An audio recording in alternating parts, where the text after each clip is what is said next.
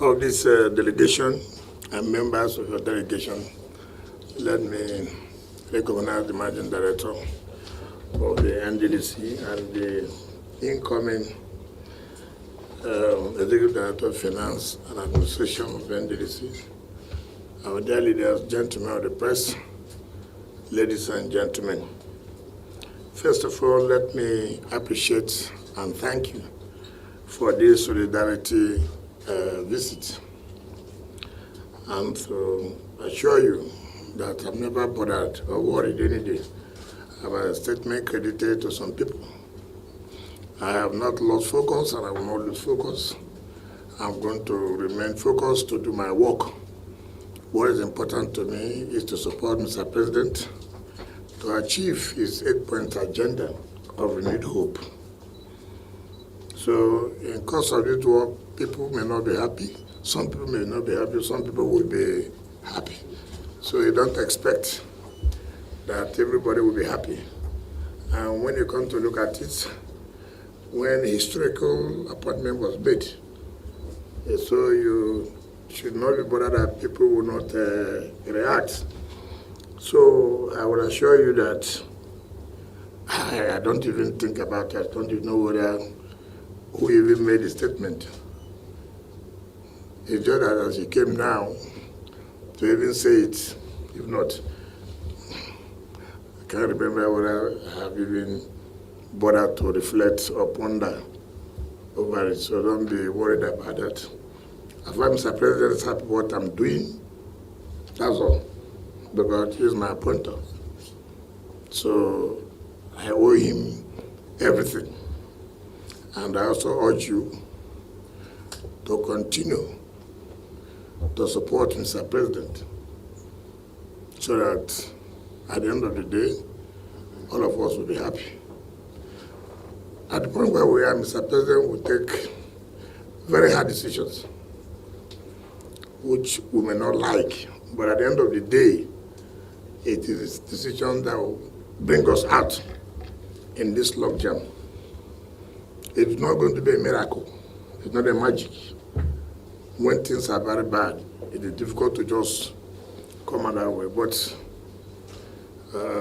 steps are taken to see that the president puts it right.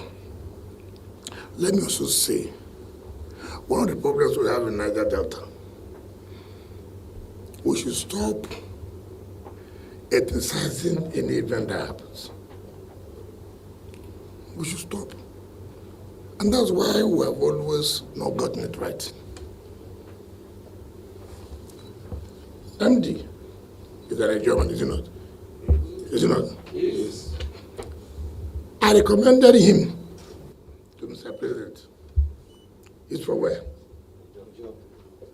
Ordinarily, I would have said, since MD is for the job, why should I recommend another German to be ED Finance? Why would I do that? I mean, look at it. So it is not only when something favors us, we were right. When it does not favor us, we are wrong. No. In politics, there are a lot of internal wranglings. That does not mean that in that internal wranglings, they will not settle within their family. But to come out to say, oh, they want to do this against each other, that's very wrong. I was instrument. I had every power then to say where this thing is going to. Yes, it's not correct. So when things are wrong, you ask questions. That's what leadership is all about. Not that you hear something, ask questions. What is going on? What happened? So you can also appraise. You are wrong. Stop doing this. You are wrong. Stop doing this.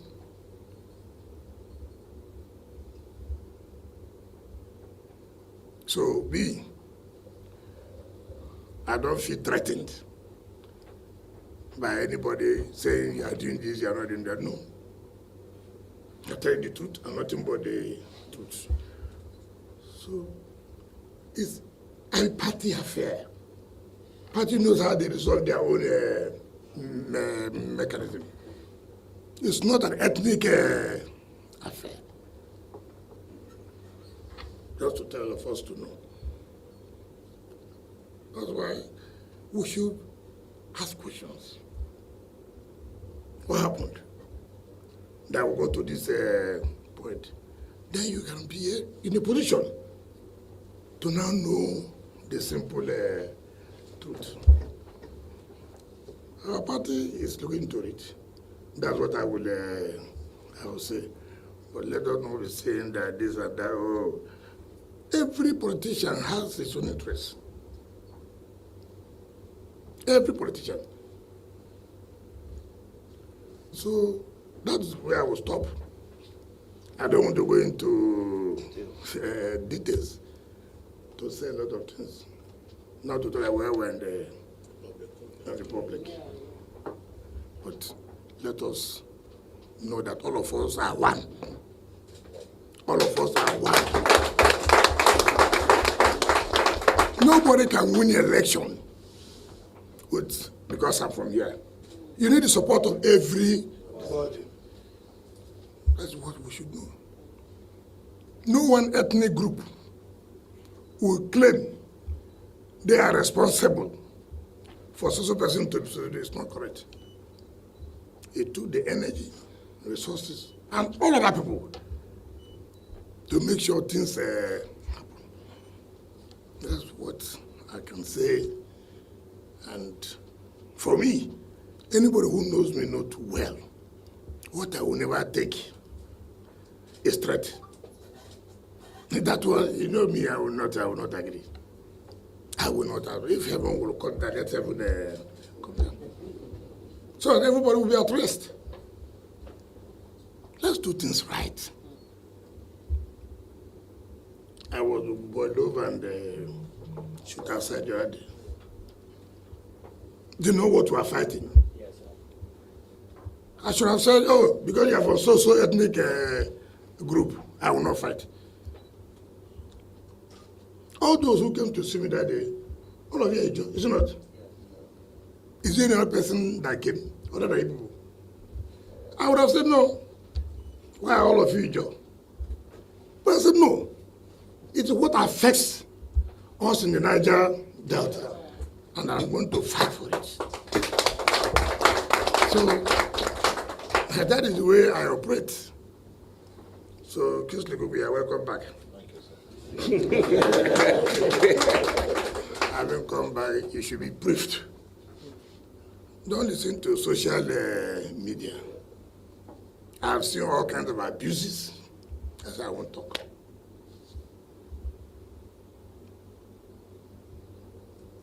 I know in politics. Oh, they say they should bring in 20 billion every month because somebody don't give you 20 billion. Oh, they say you want to award the whole country by yourself. That is politics.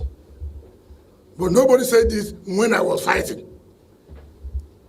Nobody said that. So, if you like, accuse me from here to... I won't even have a sleepless night. Because as far as I'm concerned, the right thing must be done. All of us want to be politically relevant. All of us want to maintain our political structure. So, before you left this country, you had your political structure. Will you allow anybody to just cut you out immediately? Who is that? Everybody has a base, it's not true. Yes, sir. If you take my base, am I not politically relevant? You can turn it to economic anything you want to say. It's your business. At the appropriate time, we will know who's right. I will know who's wrong. Thank you for coming.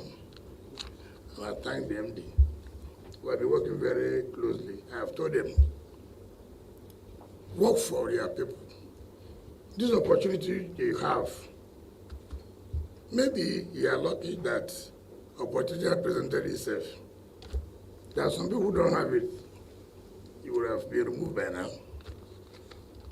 But work for Niger Delta. The money that has gone into Niger Delta is so painful.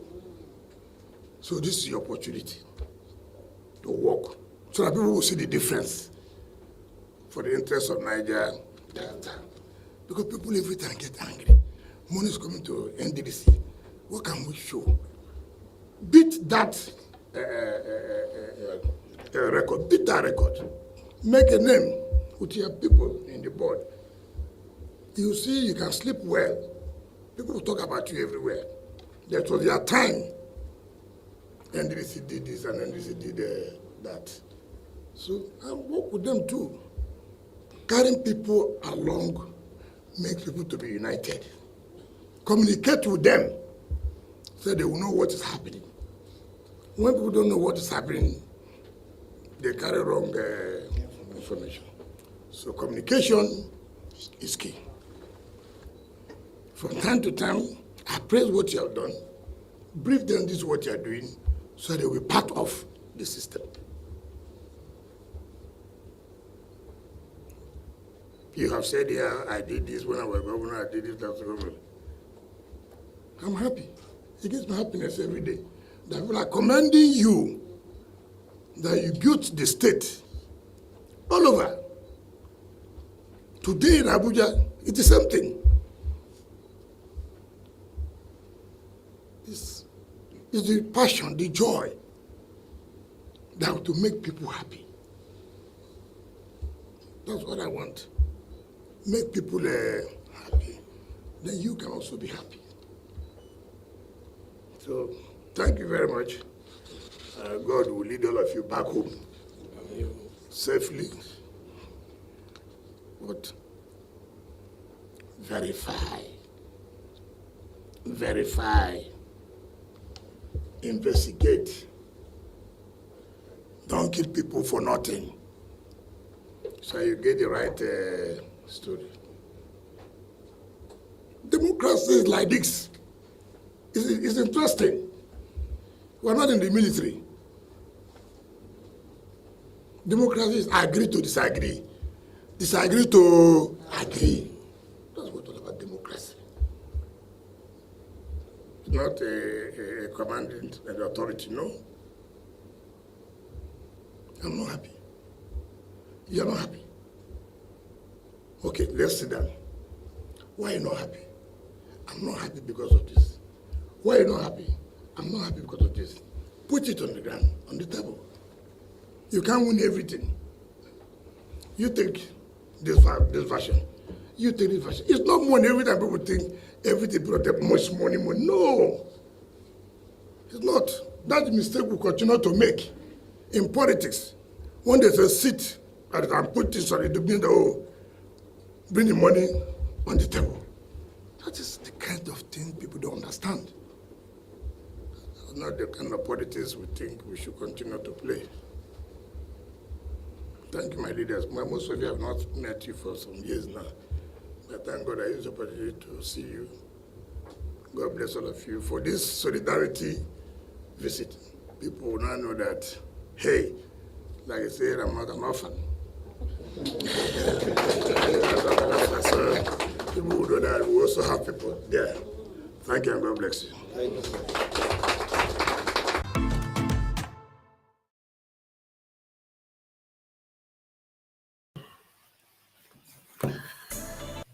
Yeah, hello everyone. Good evening. It's Diaspora Network. Good to be back again. Nigeria is a blessed country. It's really a blessed country. You know, many things have happened in Nigeria, especially with what is happening in Rivers State. You know,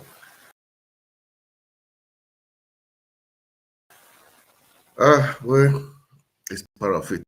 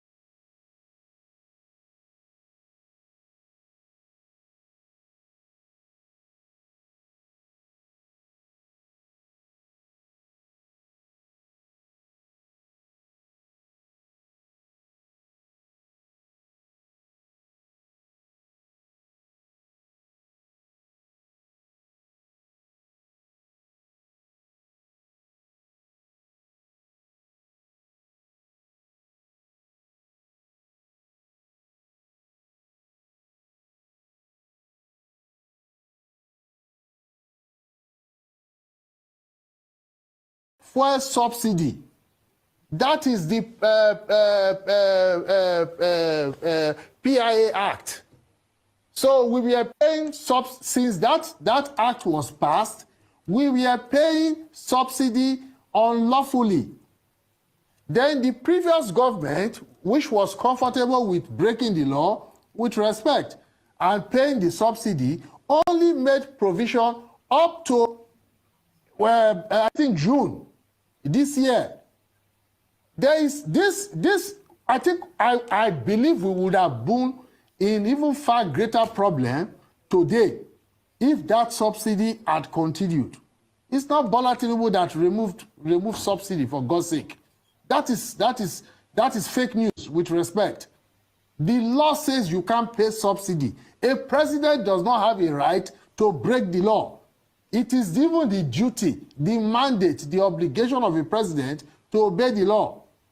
You know? And then we have all this, you see this news cycle, we have been doing a lot of things with respect that are just totally uncalled for, unpalatable. Okay, Mr. Anokpasa, I would like to come here. You know? Mr. Anokpasa, they are unnecessary. Totally unnecessary. Mr. Anokpasa, I would like to come in here. Rufai. Mr. Anokpasa, my name is how are you? My name is Rufai Oseni. And at first, patriotism means... How are you? Very well, thank you. How are you two? Yes, sir? How are you two? How are you doing? I'm okay. Good. Okay. Patriotism means supporting your country at all times, but also supporting the government when they deserve it. Mr. Anokpasa, I put it to you that you came here to misrepresent the facts today as regards subsidy removal. President Tinubu announced subsidy gone on Inauguration Day. And that was effectively pulling out subsidy. So you say he didn't remove subsidy, quoting the PIA law that had been there for a while, is misrepresentation of the facts. That's number one. Number two, since President Tinubu got in... Let me finish, Mr. Anokpasa. Let me finish, please. Secondly, since we've got in... Don't raise your voice at me, young man. Don't raise your voice at me. Let me finish, Mr. Anokpasa. Let me finish. I'm your guest. So, since President Tinubu got in... respect me. Since President Tinubu got in, I will the walk out of economy... your studio if you raise your voice at me. Mr. Talk to me Anokpasa, respectfully. you may will take your decision if you want to. I'm asking a question. You might decide to walk out if you want to. Mr. Anokpasa, since President Tinubu came in, the economy has tanked. It's at an all-time low as we speak. It has not. It has not. Let me finish my question. Mr. Anokpasa, let me finish my question. You are a liar. Mr. Anokpasa, moderate yourself, all right? Moderate yourself. Do you know what you are doing? Good. Listen to me. Young man. Secondly, do you know what you are doing? Since President Tinubu came in, the economy has tanked. You are pretending to be a journalist. The indicators are there. What is the matter with you? Since he came in, the indicators are there. Number one, the cost of the dollar to the naira. What is the matter with you? The cost of the dollar to the naira has tanked tremendously as a result of the fluctuation of the currency. All right, that's one. Is that Bola Tinubu's fault? Don't you know why naira tanked? I'm still asking my question. Secondly, it's been because of your friends. Because it's been an all-time malaise in the economy as we speak. Cost of living gone up tremendously. All right, and things are really, really south for the economy. So, in all of this, it's been a slopey downward spiral. What would you have to say about all of this, Mr. Anokpasa? Thank you very much for that question, Rufai Oseni. Please, Dr. Ruben Abati and my adorable in-law, Mrs. Mairesi, does anybody have a more reasonable question for me to answer? Because I am not dignifying that insulting question from Rufai with a response. I am not. Mr. Anokpasa, I will see that you're bailing on my question, and it's all right. It's all right for you to bail out if you don't want to answer it. But I'm it's not all right. evading your question. Listen, please Rufai, answer it if you can. Rufai, you listen to me. This is not animal psychology. It is law. Okay? If you want to be a journalist, you can be a journalist. And you should learn the ropes for those ahead of you. Mr. Anokpasa, answer my question. You can never.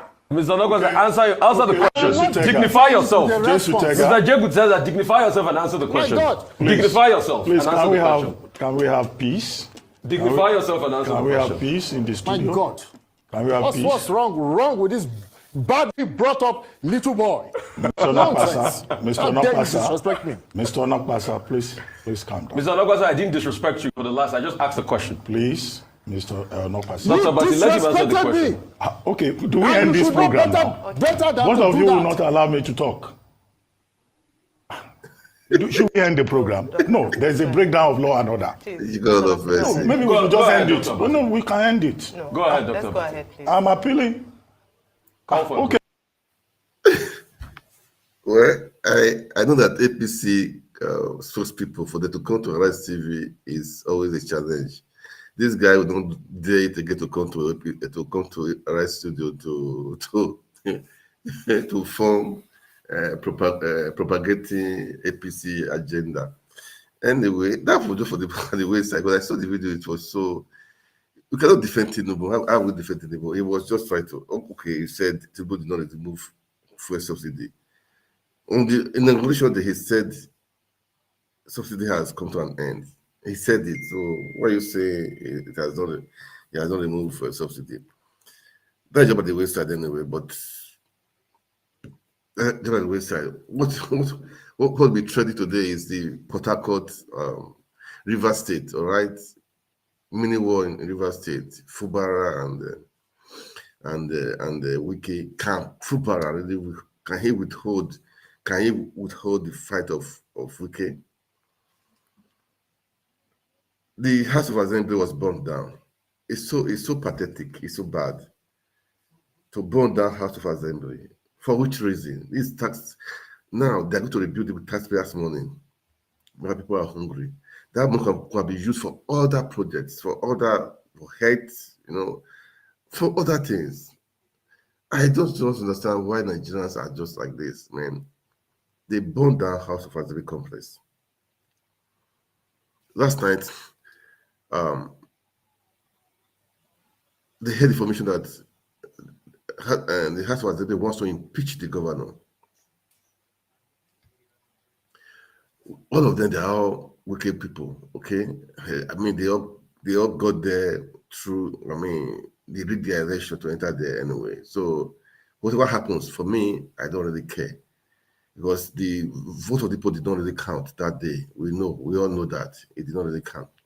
Anyway, so what has been happening, the House of Assembly, they wanted to impeach the governor. They removed the leader of the House. And that was other thing again. It's like fashions now, because even the leader now is not the Speaker of the House. And I heard the governor has dissolved all the local government positions. I still heard that he has removed the chief judge of the state. He has removed his chief of staff, because his chief of staff was appointed by what is his name, by Wike. I like what he's playing here, because Wike he fought against people that brought it to power too. So this is payback time.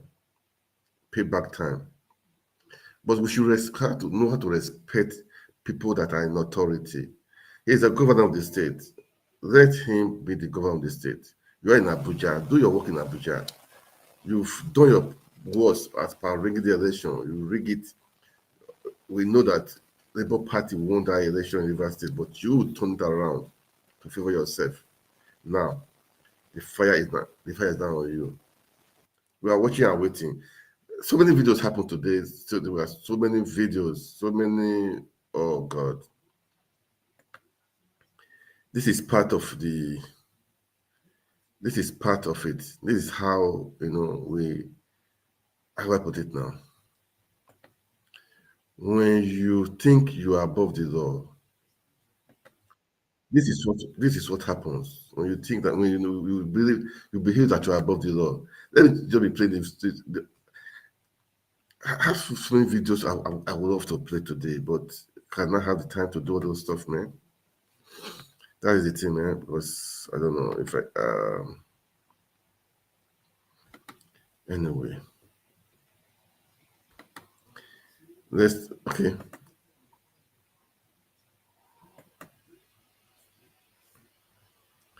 Let me play the video of the governor when he was being harassed by the police. He said it was tear gas, okay, or water. How do you call it?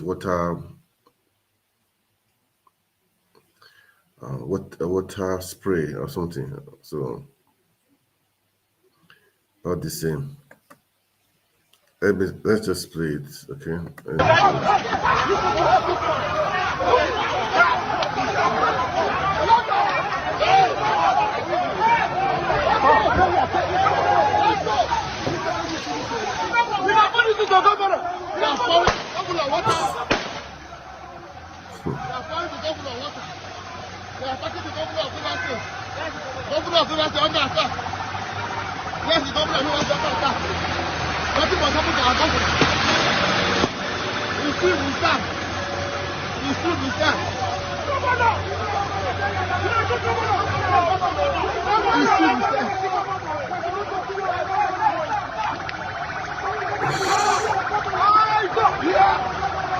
What was happened to Steve?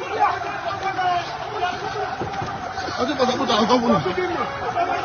You're shooting us! You're shooting us! Shoot the governor! Fuck them up! Fuck them up! Shoot the governor! We start with him!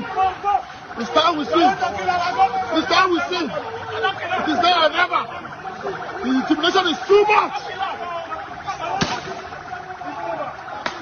We die with him. Yes. They are targeting us.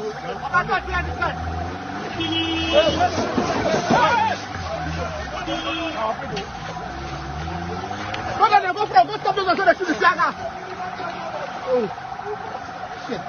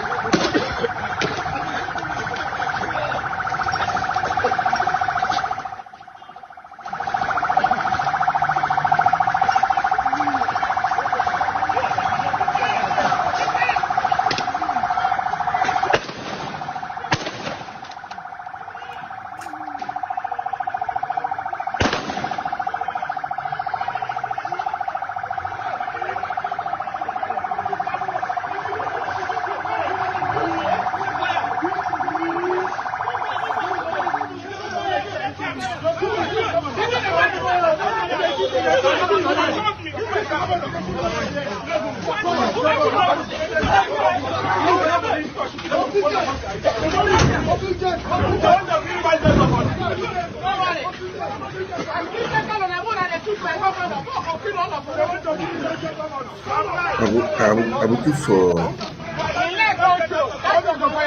No, this is why to play. I will try to see. I'm looking for it anyway, so I can play it. These ones are just on the wayside, okay?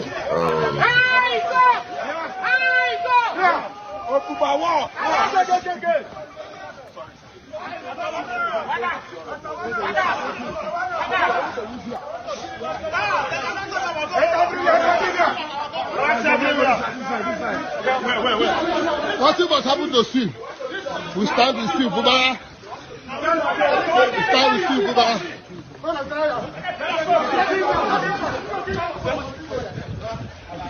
That's the governor, not at him, but the governor is Nabil.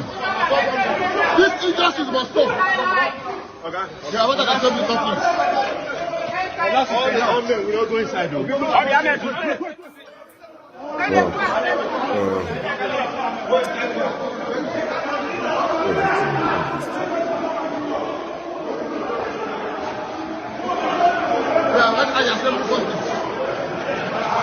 This injustice must stop.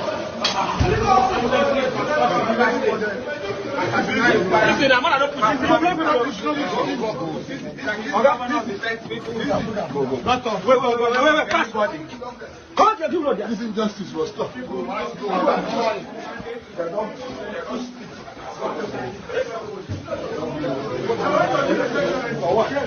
She wants to notice. Let the world see how that she created the governor.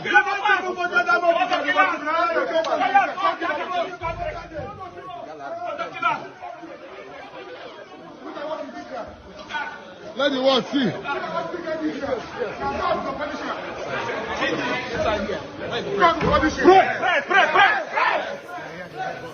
Can punish him.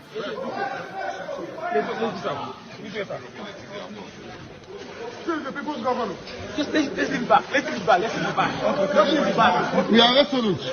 We are determined. Yes. You cannot intimidate the state governor.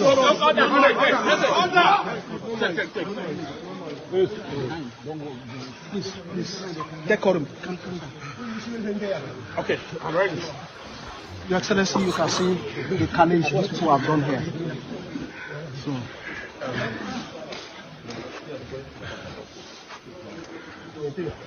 Let me say the good people of Rivers State. It's very unfortunate, very, very unfortunate that we should be experiencing this kind of thing again.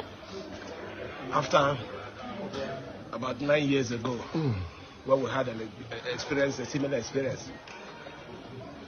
I got information, distressing information, very late yesterday. And I said this morning, I will come and see for myself. The truth about it, in our dear state, everybody who knows me knows I'm a peaceful person. Yes. I can never, for any reason, even if I'm aware that there is plot to impeach me, for whatever reason, I'm not bothered about it. But I'm worried that a facility like this, that we use taxpayers' money to build, will be destroyed for selfish reason, just to please somebody. It's unfortunate. I'm calling on the security agencies. From what I've seen, the security agencies even compromised. Exactly.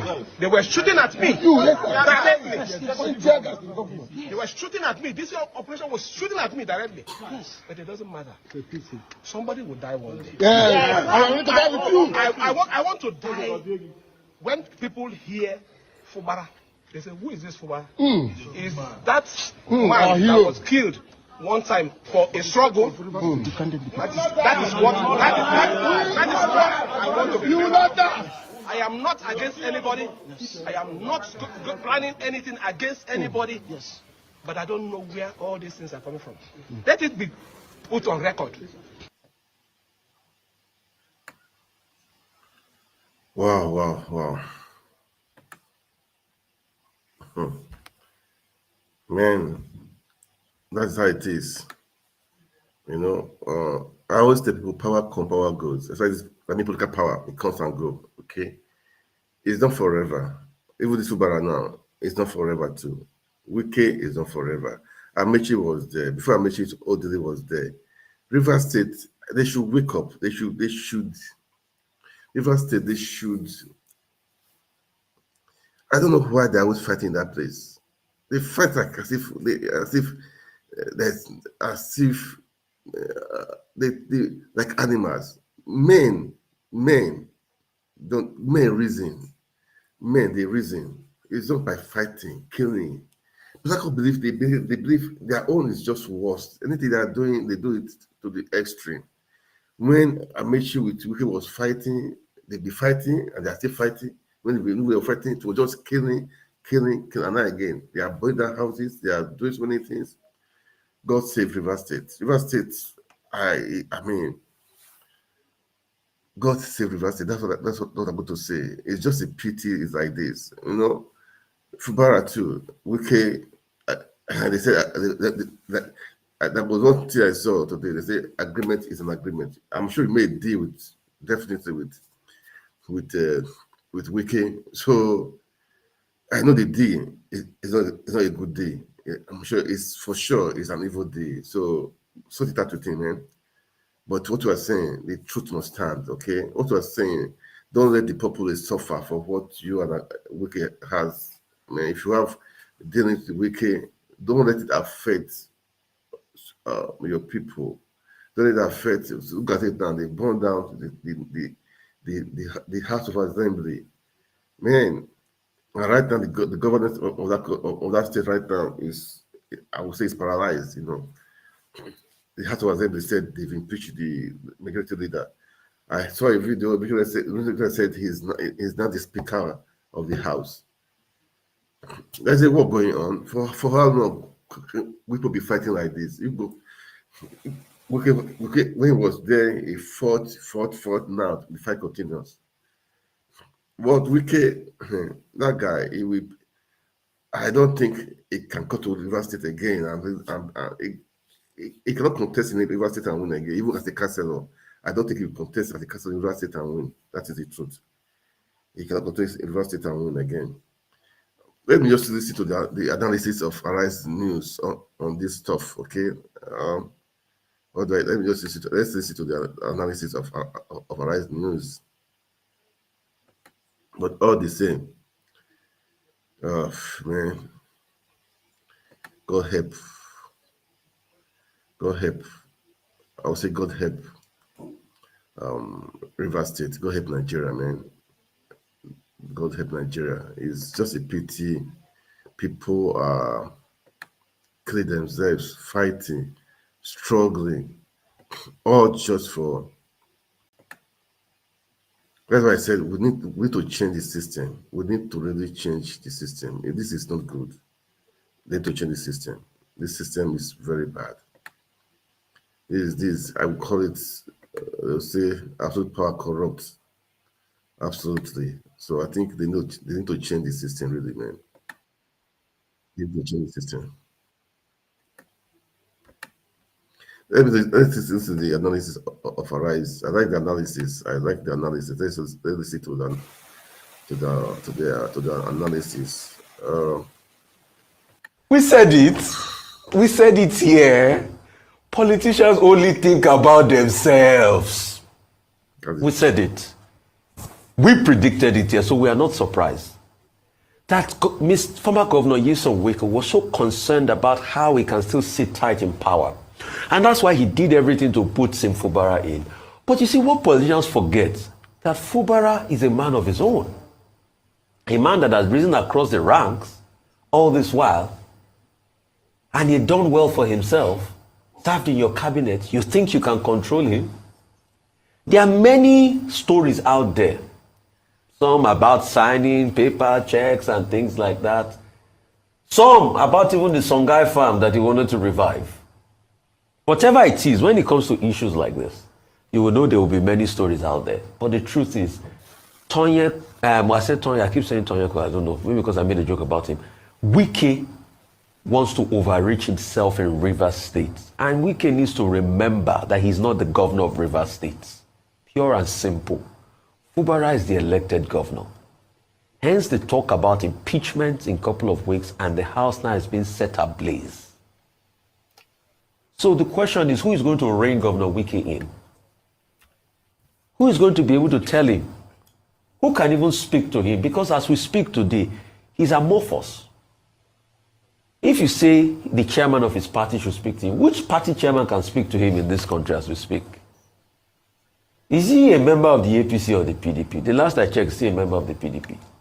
But he's meeting and frolicking with APC people in Rivers State. So what's really going on?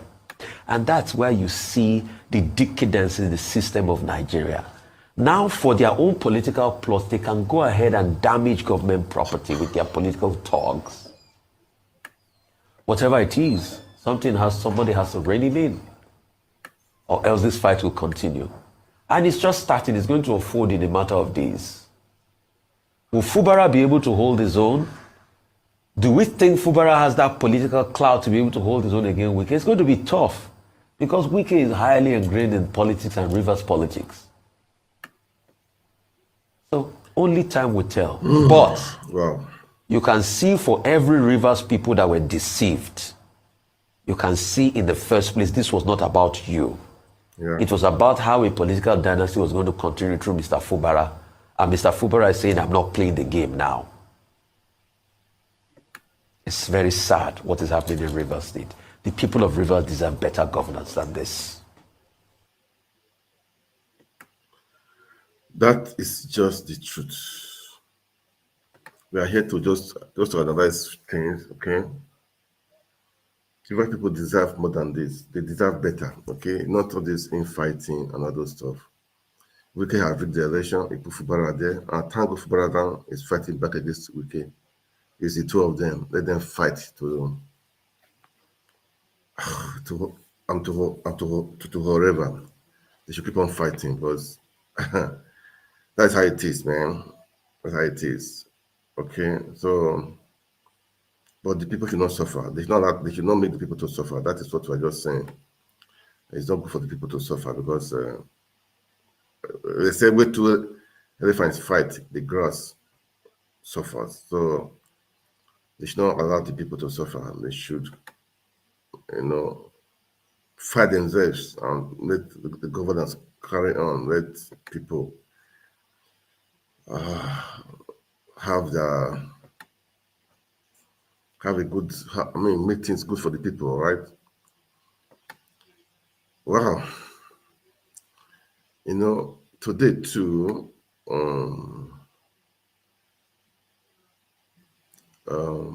Atiku had a press conference where he condemned the outcome of the Supreme Court, that judgment. He accused the Supreme Court, the justices of bias. Yeah, the truth must be told. It doesn't matter is in PDP. The truth must be told. It was bold enough to condemn what they did, but it's just too bad. Okay, it's just too bad. Let me play the Wiki address. Let's watch the Wiki's response to some things today. Okay, let's listen to what Wiki said today. Let's listen to it too.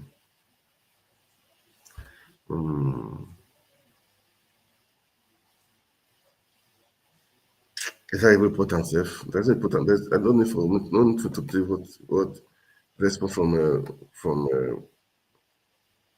Wiki. There's no need for that. I wanted to play the video of His Excellency. That will be. He had a kind of interactions.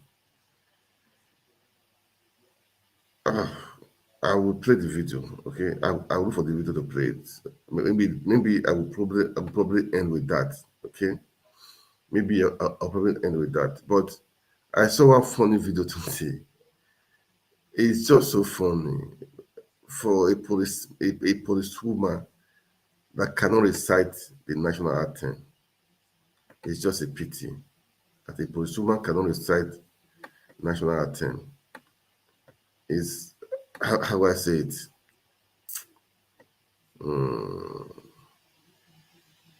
It's a pity, man. It's just a pity. The truth is that again, the videos of I have so many videos of this Port Harcourt fight. So many videos. I have so many videos. I even posted some of the videos on the page. Okay. I wanted to play some of the videos. So what, man? Let's listen to article of his response today. His response today. Let's listen to him. Just a moment. Let's listen to him. Then the most important I wanted to play is the video of His Excellency Peter Obi. I wanted to, because it's good to play his video.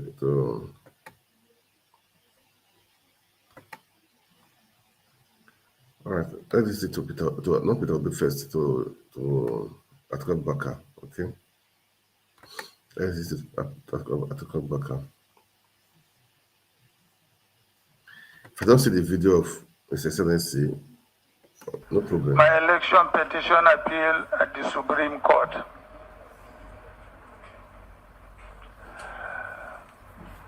In response, I said that as long as Nigeria wins, the struggle would have been worth the while.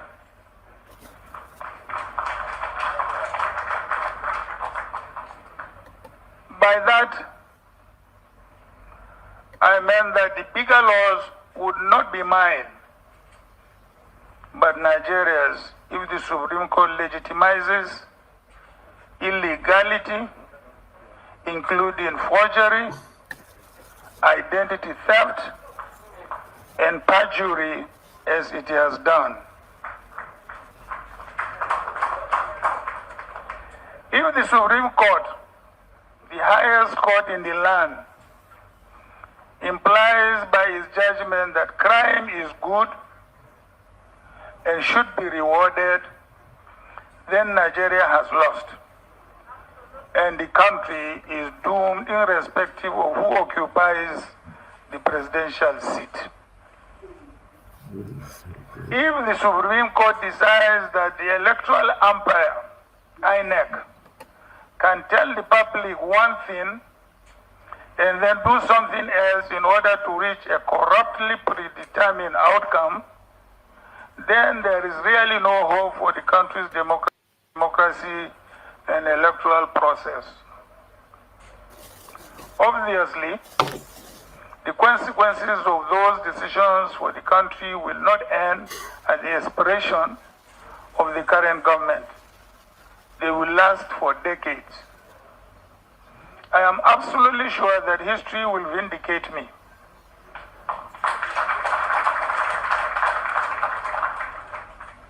We now know what the Supreme Court has decided. At critical points in my political life, I always ignored the easy but ignorable path in choosing the difficult but dignified path. The path of truth, of morality, of democracy, and the rule of law. I always chose freedom over servitude. Whatever the personal discomforts my choice entails. When I joined politics, the critical challenge was easing the military out of power so that civilian democratic governance could be restored in Nigeria. It later became a very defining struggle. Yeah. You heard him. You heard what he said. Nigeria, we need help, okay? We need to restore, we need to rescue our country, man. We need to rescue our country. That is the truth. That is just the truth. We need to rescue our country because what is going on is just too bad. Just too bad. It's just too bad. I don't know how to explain it, man. If I look at it, I will say, God, how did we get so far? How did we get so far? How? What happened to us? What happened to the political class? How? We just allow some touts to take the country from us. How? Well, we need to make our country work again, man. That is the truth. We need to make our country work again. Oh, man. There was a response from JP Clark on what is going on in River State. He said,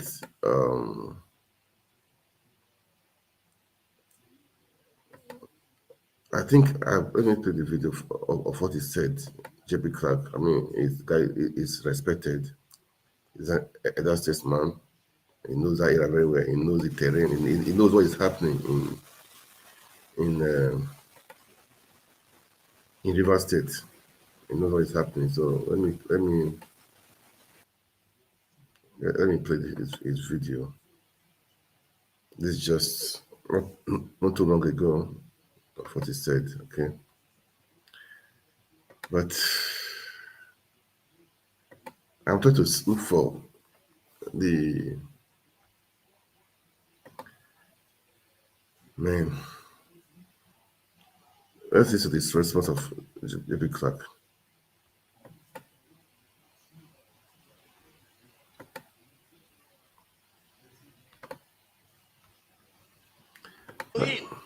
Who is he? When was he?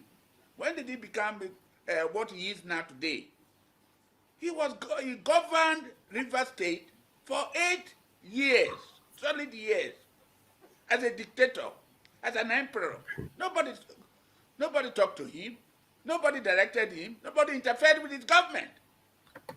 He treated the Rivers people as if they were just people who should listen to him and nothing more. The same Wike made himself an APC man, and he said he's still in PDP. What side of person he is? We are watching to see what will be the end of the road for this man's political career. When he supported the present governor from the riverine area, everybody thanked him because the mainland had ruled this River State for 24 years, starting with Dr. Peter Odley, then Rotimi Amechi, then himself. In this case, he chose the man, the present governor, who worked with him as his accountant general for 8 years. Now he wanted to control him, control him from Abuja. It won't work. Leave the man to run his government. And I'm calling on River State people to stand by their government. River State is one of the oldest states in this country. And I know everything about River State. Yes, Wike is now the first to rule River State. Today, he has not even respect for those who put him in that office. When he was Minister of State in Education, former President Jonathan and his wife stood by him. We said, no, Wike cannot be governor. He hasn't got the temperament of being governor. And more so, the upland have got enough. They refused. Today, he does not respect them. He does not respect them. He believes a small God. I'm not surprised. He was a local government chairman. Today, he's now Minister of FCT, the second man from the south to occupy that office. So I'm calling on Mr. President to call him to order and leave peace to reign under the present governor in River State. We will not accept wicked dictation. He should mind himself. Take care of himself. He's becoming too dictatorial, too controversial. He's not the first person to be minister. Some of us have been ministers before. He was Minister of State, nominated by Rotimi Amechi under Jonathan, and he was in education. He parades himself that he was Minister of Education when I was Minister of Education. He wasn't Minister of Education, he was Minister of State. He should call himself to order, and Mr. President should call him to order. Enough is enough.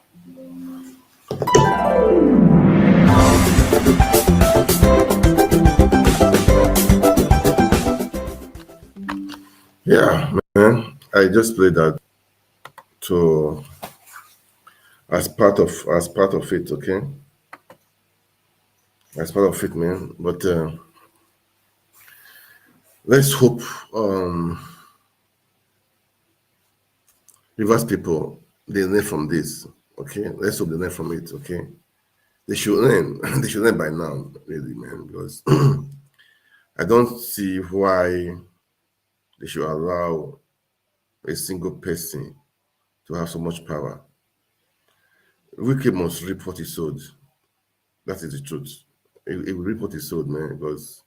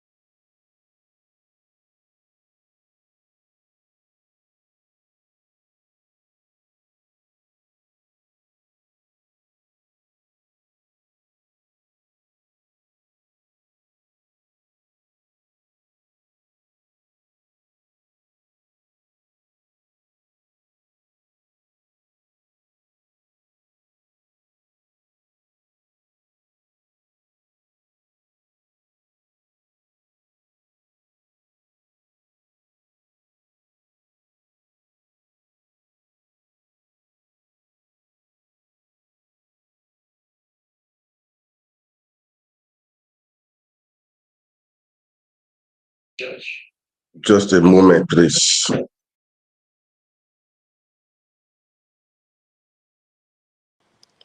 I'm so sorry. The team went off. Okay, it went off. Right now, I'm using my phone for the broadcast right now. Okay. That was the video I played for. I mean, what is happening in River State. All right.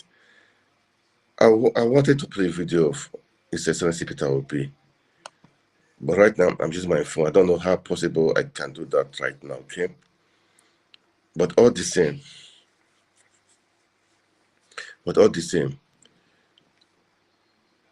this for the obedient.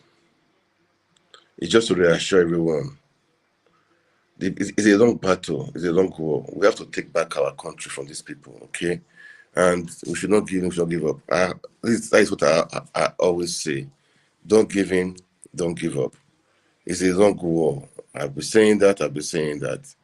The Supreme Court has failed the people. Supreme Court is supposed to be the hope of the common man, but it failed the people.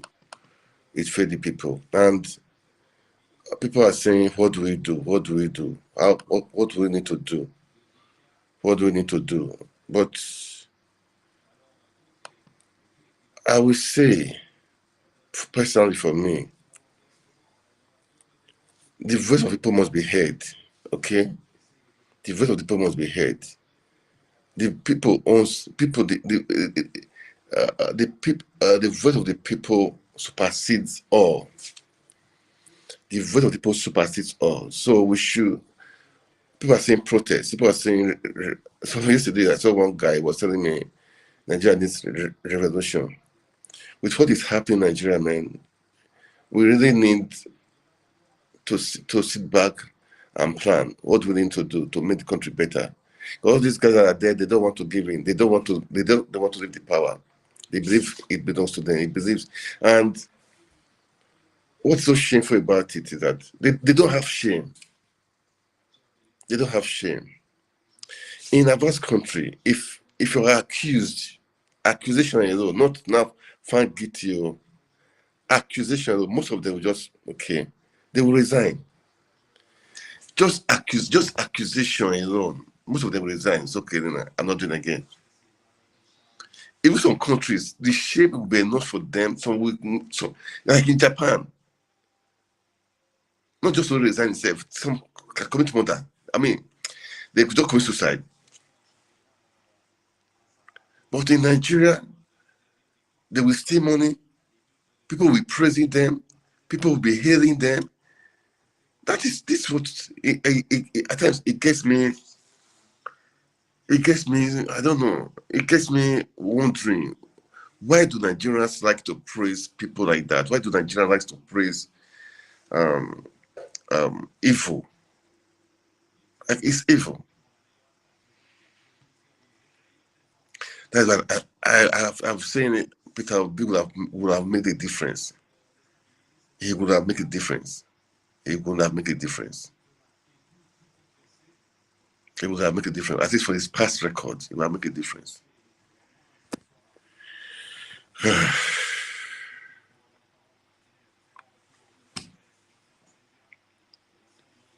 The court system in Nigeria is so bad that even the retired chief judge, the chief justice, have to. He spoke. When he was speaking, I was wondering. You mean Nigeria is just like this? I was just wondering. I said, "Wow." That means who will not help? Who will not help?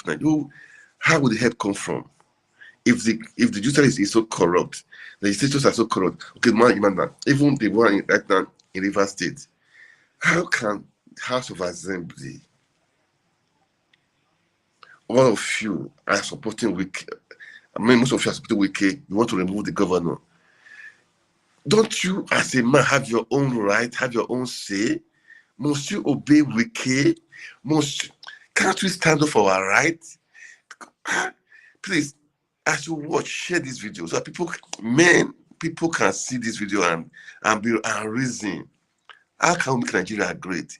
Must you dance to the tone of somebody? Especially when that person is wish is not good, is not for the best of the people. It's for personal. It's for personal aggrandizement. You just heard the JP class just now, the video I played, of how Wike has been backstabbing people. Do not hate him. He made sure he supported to be the governor of Rivers State. He was local government chairman, from there to Minister of State, and then governor. He supported him to be a governor. And now, he fought the Rivers people during the February 25th election. He fought the Rivers people. He fought against the wishes of Rivers people by using his talks, using the police, using DSS to turn this around and favor APC to win that election in Rivers State. They rigged the election. He rigged the election. Thank God that Fubara right now, even the Fubara, they are all the same. They are all the same thing. But at least he has a man of his own right now, a man of his own to fight against him too. So now, let's assume all those time he pretended that it was a pretense. At least now he has a man to fight against him too, which is quite very, very good, which is damn good. Wike will have to reap he will reap what he sowed. He has committed so many atrocities in Rivers State. It's like just like a demigod. Who are you? Come on. Well, I praise this guy Fubara is able to have the gods, have the people behind him to fight Wike. I mean, that would be very great if he has a god and people to fight Wike. That would be very great, because Wike is becoming too proud. He's not in PDP. He's not in APC. He's in APC. He's not in PDP. He's in PDP. He's not in APC. I don't understand that. It's just selfish interest. That guy has just got selfish interest. He's just for his own selfish gain. Politicians don't care about people. That is why I love Peter Obi. Of his genuity, his care. His care. He wants to make sure the people enjoy dividends of democracy.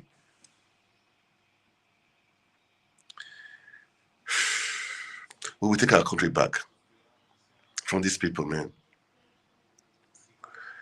People will say 4 years. No. It's high time we take our country back. We need to do it. We just need to do it. Enough is enough. People are crying. People are dying. People are suffering. And we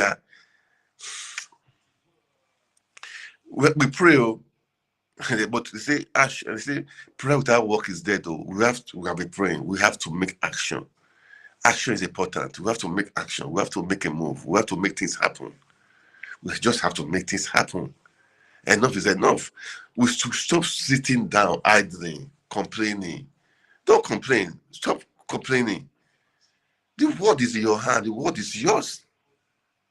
The word is yours. Stop complaining. Let's just stop complaining. We cannot be complaining. Enough is enough. You've complained enough too much. Let's go out there. The truth is that what this guy said that day, Amici said that day, though they are part of the system, Amici wrote in it, that Nigerians know how to bear. Even if we go to their house now, kill their mama, kill their wife, they will not say anything. They will manage it. They will still bear it. But for how long? How long will you continue to do like that? For how long? For how long? This is pathetic, man. It's painful. It's painful. It's painful. It's pathetic. It's painful and pathetic. It was very correct. Nigerians know how to bear. It's only 4 years. After 4 years, 4 years will come. Come and go. The person will still do again. They will still vote for the person. Even if they vote for the person will rig the election and they will still be quiet. The person will go there again for that same 4 years. They'll say, okay, let's just manage 4 years. Then after that 4 years, the other person that's even worse will be there. Okay, just imagine the time of good luck, Jonathan. People are complaining of hardship. Is it not? People complained. They want a change. Okay, Buhari came. Buhari gave them the change they wanted. He gave them I'm sure times 10 of it, of the change they wanted, a bad change they wanted. Times 10. The people suffer for 4 years. After 4 years again, under 4 years again, 8 years. And people, I would say Nigerians did not try. They came out to make the change, really. They came out to make the change. They came out, they voted. They registered, they voted. But some people stood there, they stood their votes.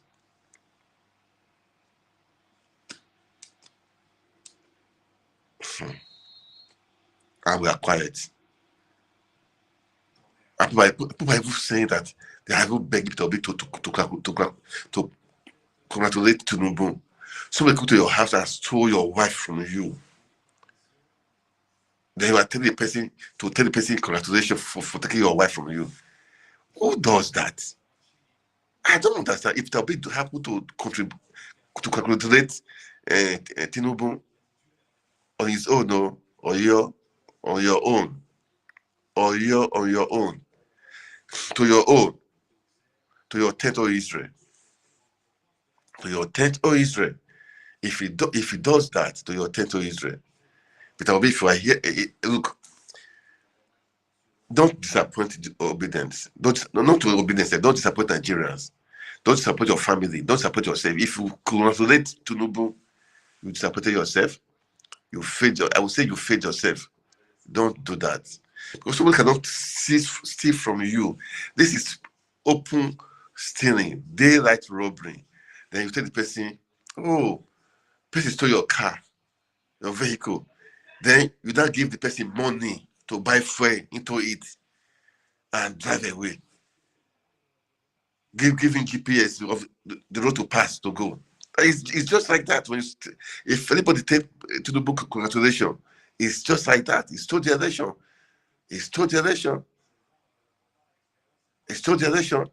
I wish I could play what even the pre-conference today of what Atiku did. Don't congratulate a thief. He's a thief.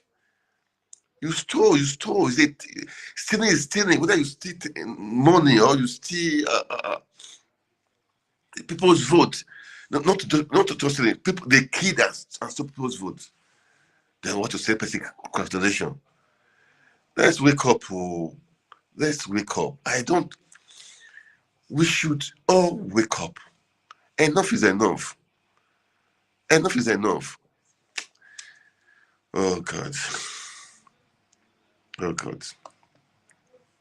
I'm trying to look for. If I see it, I will play it. The video of Peter Obi is it was a kind of interaction session.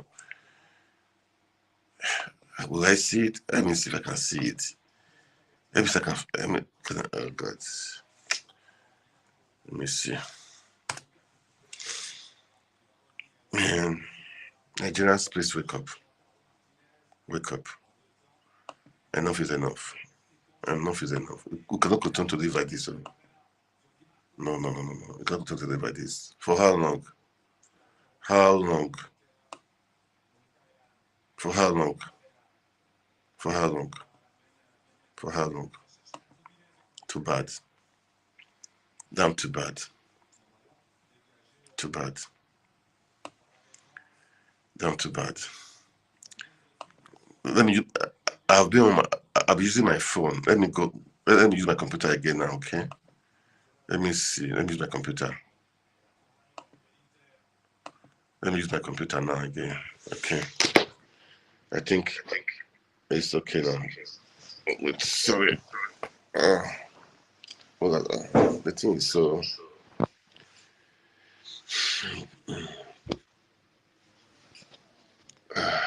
Sorry, man. I'm just. Why is it showing like this now? Nope.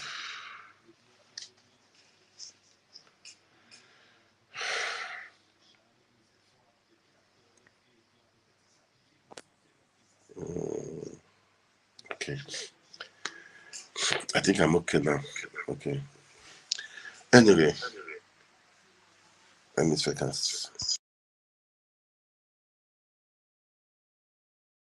Okay. Let me stop my phone. Okay. I'll use the.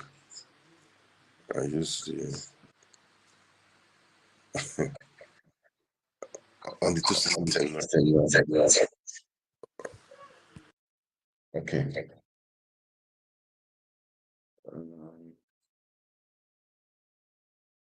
Before.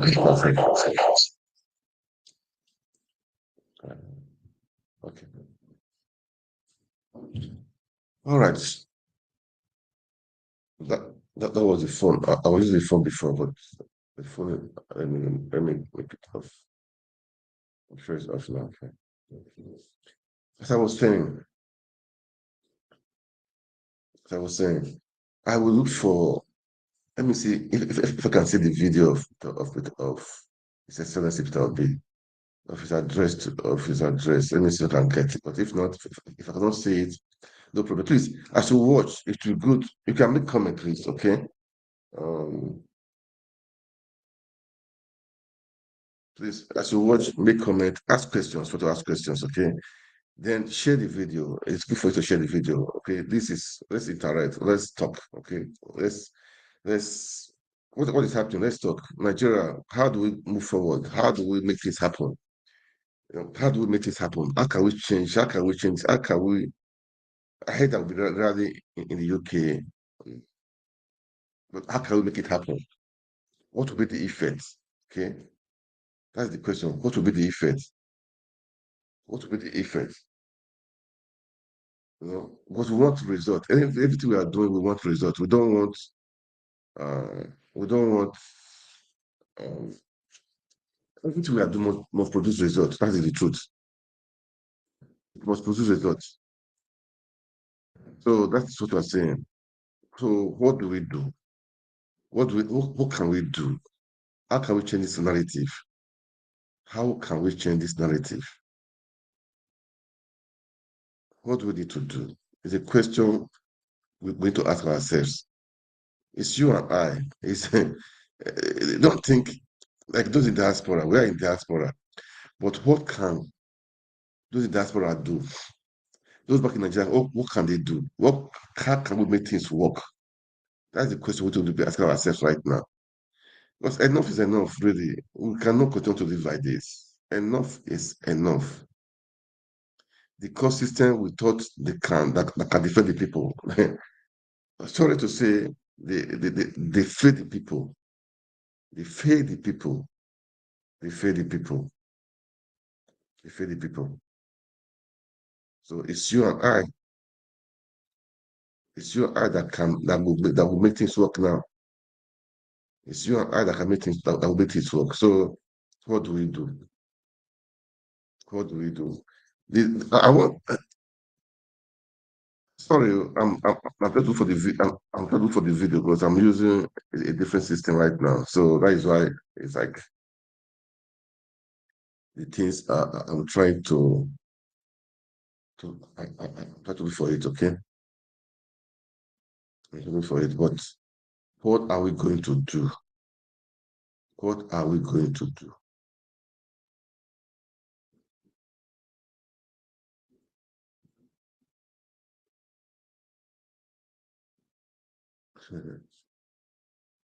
Oh, go ahead, Nigeria. Go ahead, Nigeria. It's a pity that the people we think we the people on top, they are just continuing in what they are doing, or with the evil I would say with the evil they are doing. And they don't care about the people that are suffering. They don't care. They don't care. Selfish people. They are just after their own self. Just after their own self. Well, it's okay. There's no it's okay. It's okay. Um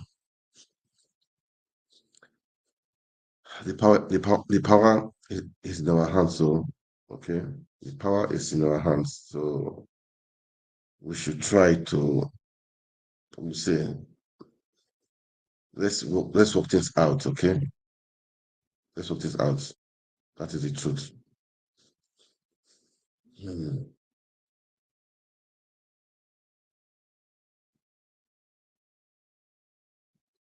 Let's work this out because I'm just thinking, personally, I'm just thinking, if people go out to protest,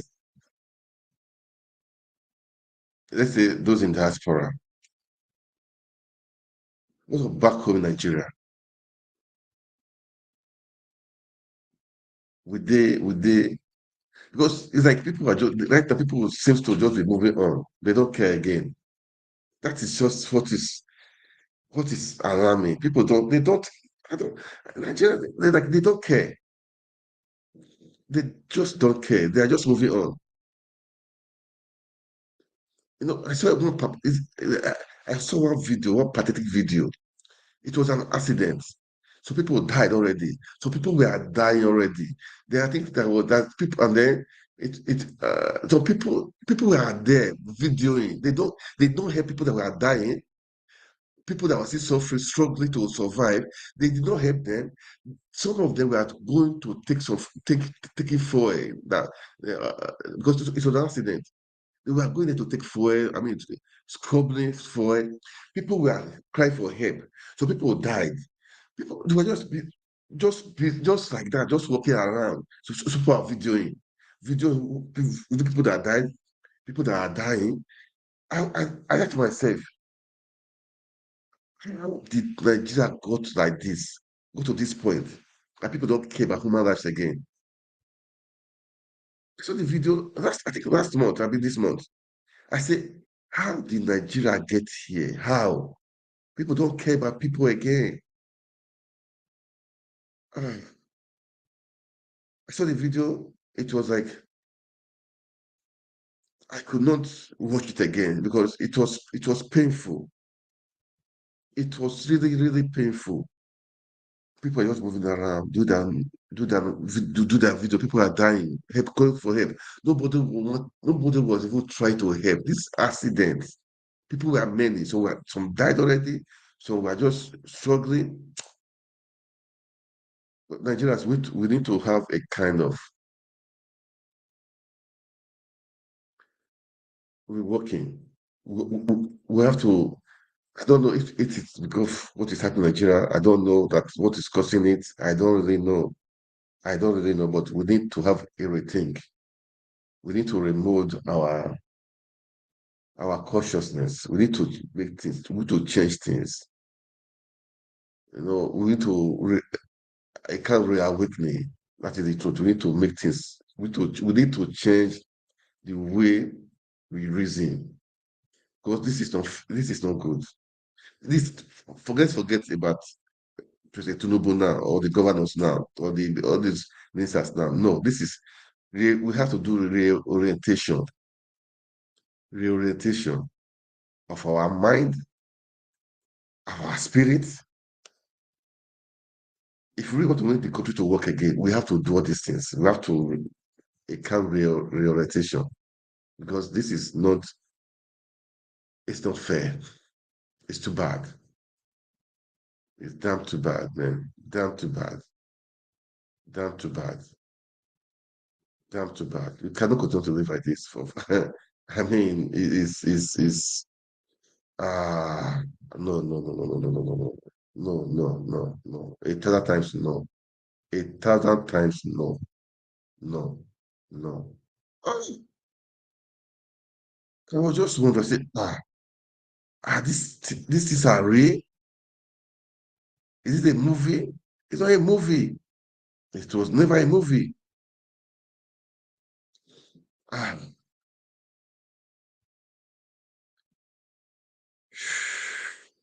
let's assume that be happy to come to power now. It has work to do because what is happening in Nigeria? It has, at least we all know. He said before, at least if the head is good, that is the truth. If the head is good, at least the body will look at it. Will look at the body will maintain itself. That is the truth. If the head is good, the body will then maintain itself. At least that will be changes. But if the head is bad, what do you expect the body to be? If the head is bad, what do you expect the body to be? The body will be rotting. That is how it is right in Nigeria. So that is the truth. At least we all know that if Peter Obi have to be the president now, at least there is hope. I think the top is good. The person behind under him if we watch who's on top. If my superior is good, I cannot be bad. That is the trick. That's what we do. That is the truth. If the superior is good, the one behind will, even if I'm trying to do something, but I will be hiding it. Not as what's happening right now in Nigeria. Everybody just on his own doing as what he likes. What he likes, because if the one on top is a forger, he can do anything to record all of them. They don't care. They do anything what to do. The House of Assembly, the senators, they are buying their bakers. They are doing their own thing. What do you expect the police on the road to do? What do you expect the common man to do? What do you expect the mechanic to do? What do you expect the customs to do? Because when the head is bad, the rest the rest body will be rotting, fully rotting, fully rotting. We need to change. We need to change our mind, our mindset, man. We need to change it. We need to change it. That is the truth. We need to change it, and it's a big work. It's a big work. That's the work that's the work for everyone to do. It's a big work. It's a really, really, really big work. It's a really big work. But we can do it. Yeah, we can do it. We can do it. That is the truth. We can do it. everything is possible. We will do it and we will do it. We will do it and we will do it. We are going to do it. We are going to make a change. I will make a change, man. I will make a change. Hmm. Hmm. It's war. It's war. Okay. So we need to remove. We need to really change. Let's watch out what will happen in PH. That is right now. It's the beginning of the war. But for me, it was even too early. I thought the war will start maybe after 1 or 2 years. But the war they are fighting right now in Port is just really early. It's really early. It's just early, man. Very, very early. I thought it would take some time before the fight will start, but they could not wait. What is his name? Fubara, what is his name? Could not really wait again. He could not just wait. Oh God, man, this is. I'm trying to look for the video. I'm searching for the video of His Excellency. I want to play it because we need to hear. We need to hear what he said. Really, that's what I'm looking for. But if I cannot see it, so be it. No problem. If I see it, okay. Because I wanted to also hear from His Excellency. It will be. It's. I mean. Uh, it's is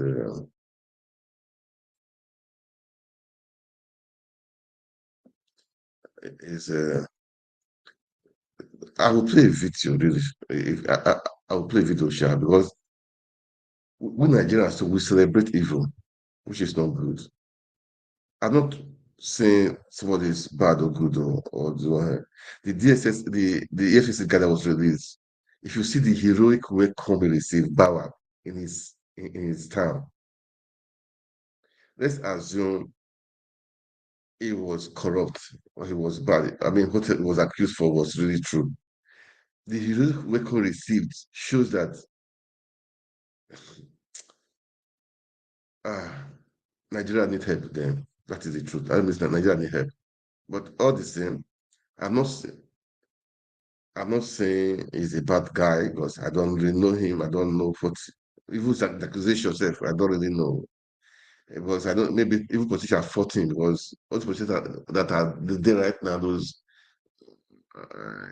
off your mic and the rest. I think we are under EFCC arrest before, all of them. So who knows? Maybe the other politicians they try to nail him. Anything is possible. So I don't blame him because most of the EFCC definitely they step on people's toes. All right, they step on people's toes. That is the truth. So politicians, be what they are, they will do their best to make sure they deal with you. They really deal with you. That is the truth. So I'm not really concerned about that as per se, but the way people respect, treat people matters a lot too. Okay. Anyway, I think okay, let me play this video. Okay. Then I will look for that video of His Excellency. If I don't see it, okay. If I see it, I will play it. Okay. Today I just want to spend some time with because normally I don't stay for this. I stay for 40 minutes, 1 hour. I do my thing, then I call it a day. But today I can stay. I don't mind to stay for 2 hours today. All right, even 3 hours today. I don't mind. I don't mind just to talk, relate with people, then share some ideas. I will for that video of it. I will be first. Really, I will for the video. But before then, uh, I like Arise TV. I watch Arise. I mean, that is the only thing I watch in Nigeria stations. Not just, I just watch it. I don't watch part of their programs. Okay, part of that program. So let me play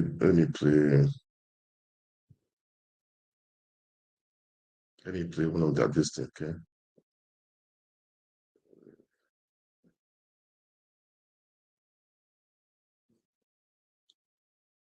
Just a moment. Guys, please, as you watch, share the video, please. Like, make comment. It's good to make comment, man. Not just to watch. Watch, make comments, like, okay? And right now, I know I'm on about 4 channels right now anyway. I'm on Twitter too. I'm on YouTube right now too, on Facebook.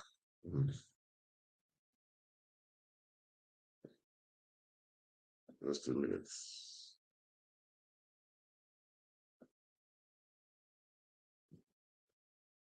Let me play this video. Maybe I'll come back. Definitely, I'll come back. And if I don't see the video of Excellency, no problem. It's always on that day, okay? But I would love to. I would love to play the video anyway. So let's just listen to this video of Arise TV let's spend some time together today. All right.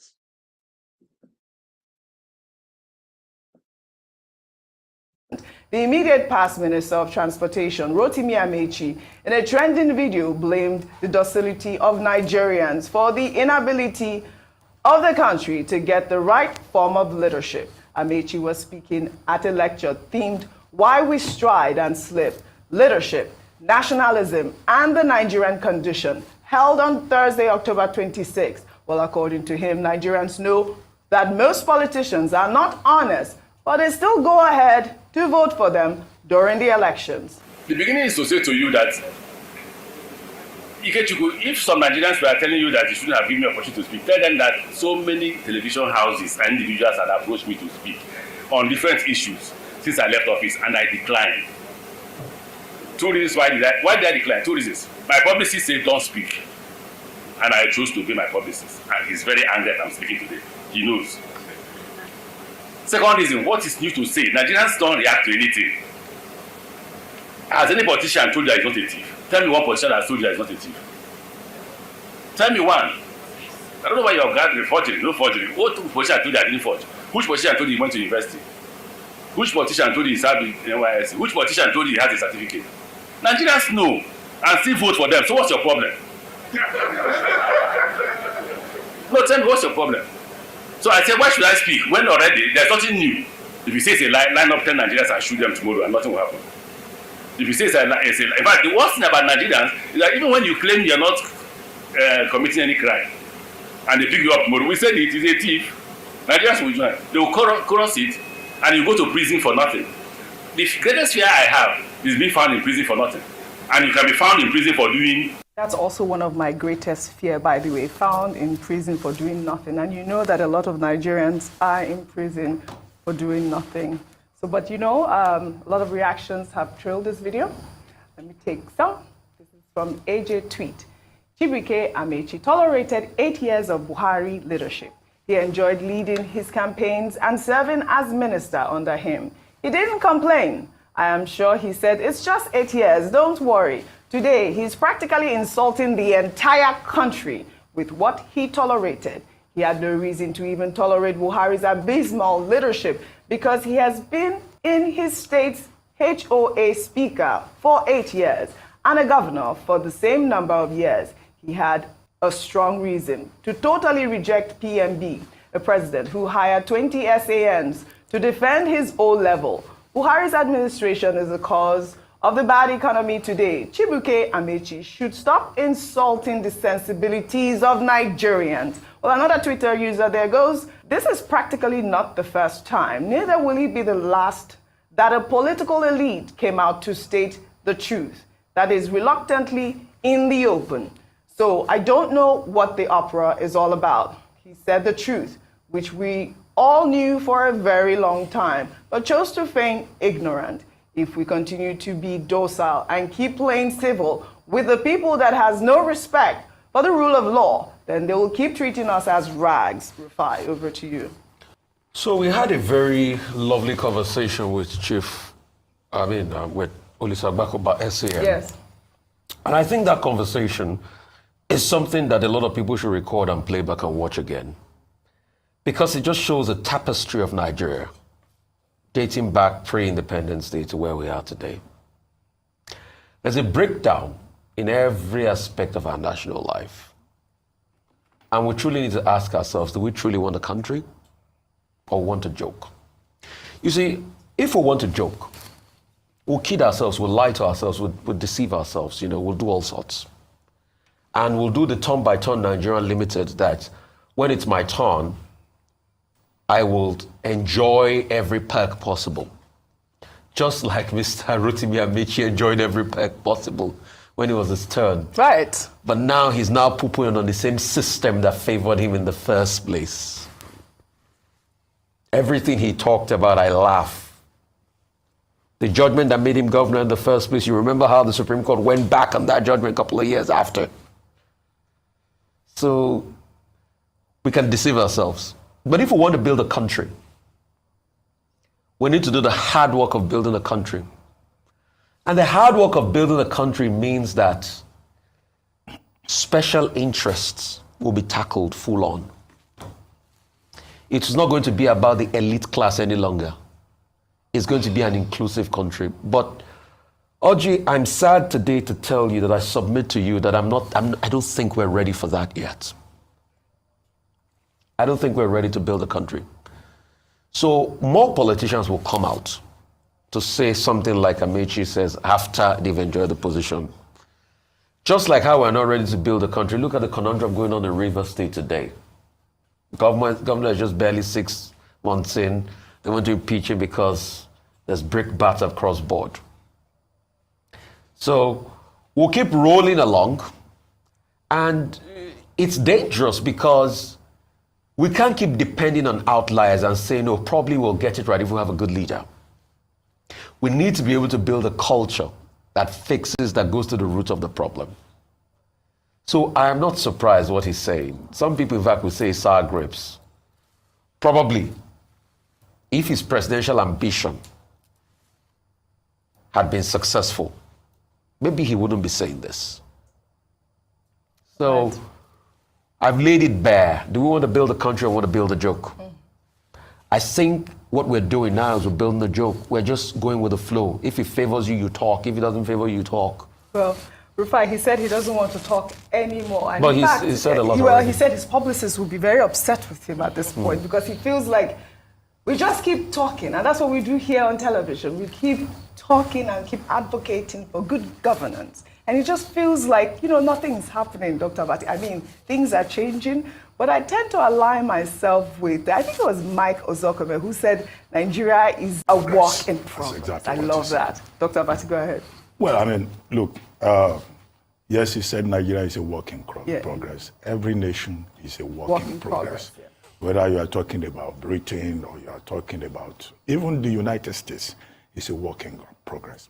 But the thing about many of these countries is that they have standards, they have values.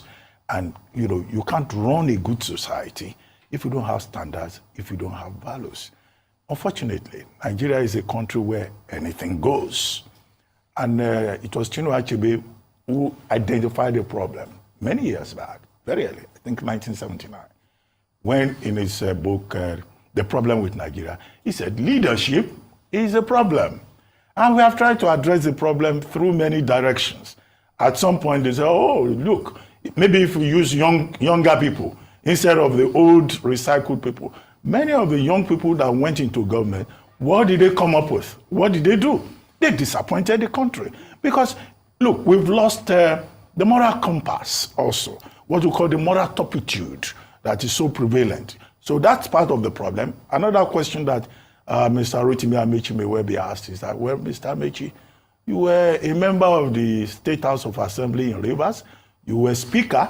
I think at some point you was even President of the Conference of Speakers in Nigeria. That's what the Twitter user Then said. he became a governor 2 times. then he has served Nigeria as a Minister of the Transportation. The country has been very kind to him. So someone who is critical is likely to say, okay, Mr. Amechi, what did you do in all these leadership positions? What difference did you make, even as Minister of Transportation? So it's very convenient to come and talk about bad leadership. If he had been the presidential candidate of the APC and he had won, he probably would not be complaining about bad leadership because he would then be in the driver's seat. But it is his choice to say that he doesn't want to get involved in this work in progress anymore, because he's been leading a very quiet life. So he just confirmed it. Yeah. But he's used to controversy, and he's a citizen. We cannot take away from him his right to the freedom of expression. I like that. Well, talking about rule of law, which you also mentioned, in another development, the former governor of the Central Bank of Nigeria, Godwin Emefiele, last week was handed over to the Economic and Financial Crimes Commission by the Department of State Security, thus ending the involvement of Nigeria's secret police in his case. Emefiele had been in the custody of the DSS since June after President Bola Ahmed Tinubu suspended him from office for alleged infractions. In the meantime, former chairman of the Economic and Financial Crimes Commission, Abdulrasheed Bawa, who was released last week by the Department of State Services, received a heroic welcome in his hometown of Jega, Kebbi State, over the weekend.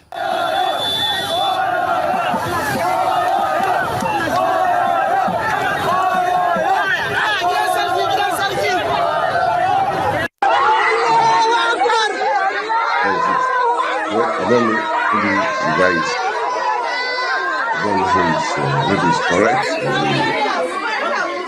maybe it's right or wrong, maybe if you're totally motivated. That was quite heartwarming to see. I believe they said that was his mother there, but I do remember the song. Oh, you, I love you're welcome. I loved it. Well, he's home at last. Well, I mean, I guess that's what he'll say. But the conversation is still out there. What happened? Why is Emefiele still in detention? Yeah. What's happening to the rule of law in Nigeria? I'm glad to see the heroic welcome and the celebration, but I believe that we cannot continue like this in terms of we have a show of prolonged detention. There are, charges brought up. Nothing is said, perhaps sometimes struck out, as in the case of Mr. Emefiele, and then more charges, some of them are described as bogus charges against an individual, and then he's released, heroic welcome, and we sweep the matter under the carpet. What this means with this reign of impunity and the fact that there are no consequences is that it will continue to happen.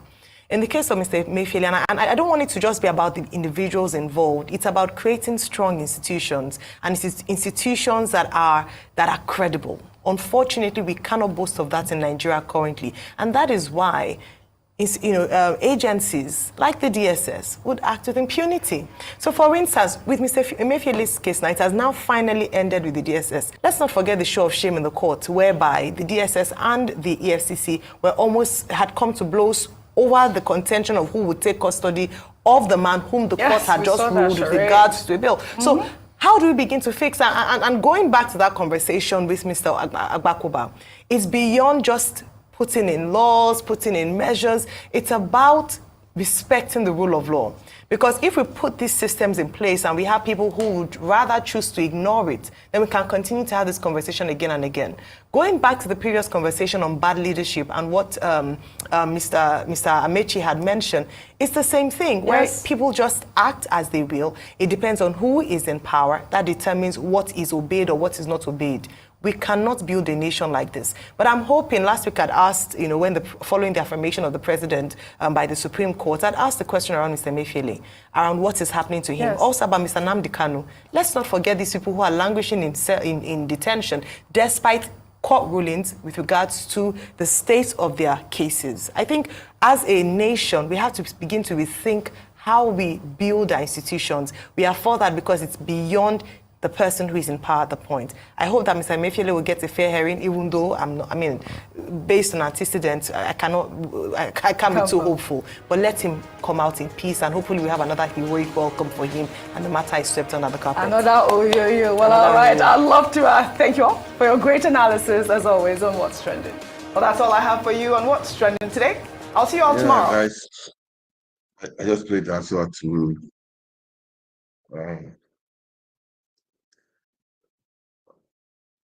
to see what we need to be doing, all right? But all the same,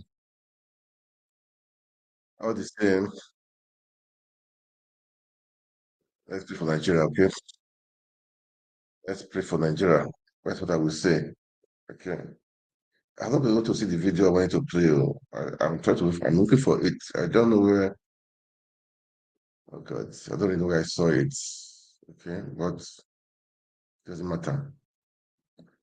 I just want to stay some time today.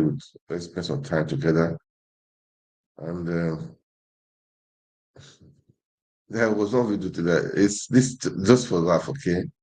Let's laugh. Let's laugh, okay?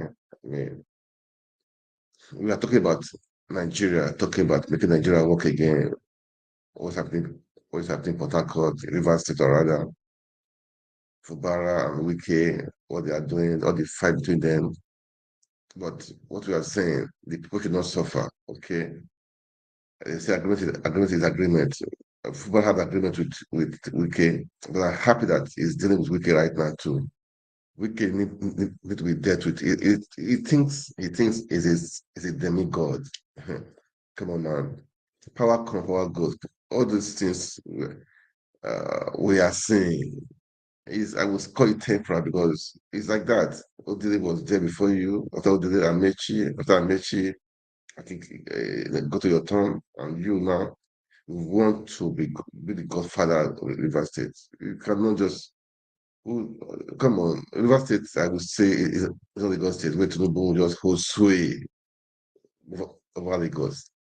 It's not supposed to be like that. Everybody have to have their own, as a governor, have your own plan. That's why you have voted for. Although they did not vote for them anyway, they win the election. Okay, that is the truth again. So that is why I don't really. It's just the people in State. I just say, okay, let that will be good. Okay, let that will be good because really, we all need to wake up. We all need to wake up. Take the bull by the horn, as this Fubara is doing against Wiki. Take the bull by the horn. Fight Wiki to the end too. Let him be disgraced. Although you came to power, I don't know how you guys came to power. He read the election for you, hoping that you will be defending him, but now you are against him. It's like that. It happened, I said before, it happened in Edo State. It happened even right now. It in Akeredolu and his deputy. So it's like that. So we don't. It's like that. So that is it. That is it. That is it. But Fubara should be able to. He should be able to have his own words, to have his own say. Not somebody from a person that is living that is in Abuja dictating what happened.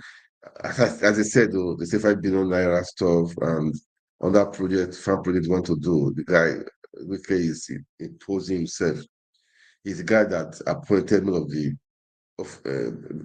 position in River State. This guy, he controlled the House of Assembly because he influenced the election, he made it to win the election. So he has power. He has power.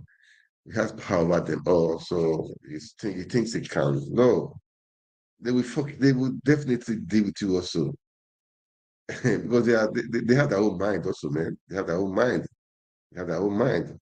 We think they will cover for you with all the money you really. I know he did some capital project in Port Harcourt as massive flyover, everywhere flyover. But no, did he really create industries for people to be working, to be producing? All this is important. Flyover everywhere, okay, good. But do you create job for people? Did you? Did you create a job for people? But at least he did something. Unlike some governors that did nothing. They did nothing. No fly, not even over. There's nothing like fly, not even over right now. So at least he did some flyovers. I heard flyovers everywhere in Port Harcourt. I don't. In PH, Well, I don't know. I don't know, but all the same, we have to make Nigeria work again. Okay, the power belongs to us. That is the truth. We need to make it work. We need to make it work. We need to make it work. We don't give in. We don't give up. We cannot give in. We cannot give up. That is how it is. That's how it is. Please feel free to ask questions, can make comments, and again, maybe if you want to join me online, let's to discuss some issues. You can just send me a message, okay? Send me a message, and we'll see how it will work out. When I'm free, when you're free, we can be online. We discuss some issues of how to know how to share issues. Really, that would be good to share issues, man. And what we need to do, way forward. Way forward. How can we help each other? How can we support each other? How can we make the obedience stronger? How can we help out? What do we need to do? We should keep on talking, keep on speaking. We need to make Nigeria great. We need to make things work. We need to do all these things, really, man. We need to do it. We really need to do it. We need to do it. We really need to do it. That is the thing. And anyway, I want to play. This video is long, but I think I will take about 10 minutes of it. 10 minutes of it. At times I like this. Is that Abakoba? It says the truth, man. So I will just play 10 minutes of this video, or maybe even less than 10 minutes. Then I will continue to look for that video of Mr. Someone Safety Update. What I did, was it not yesterday or 2 days ago? If I see it, I play. If I don't see it, I will come back. Then I think I'll call it a day. I think I'll be able to play just 2 hours, with you guys. That's how it is. Let me see. All right, guys, let's just watch. What is that? I'm back over for why it's supposed to be here. Let me see. Just one moment. Just one moment. Okay.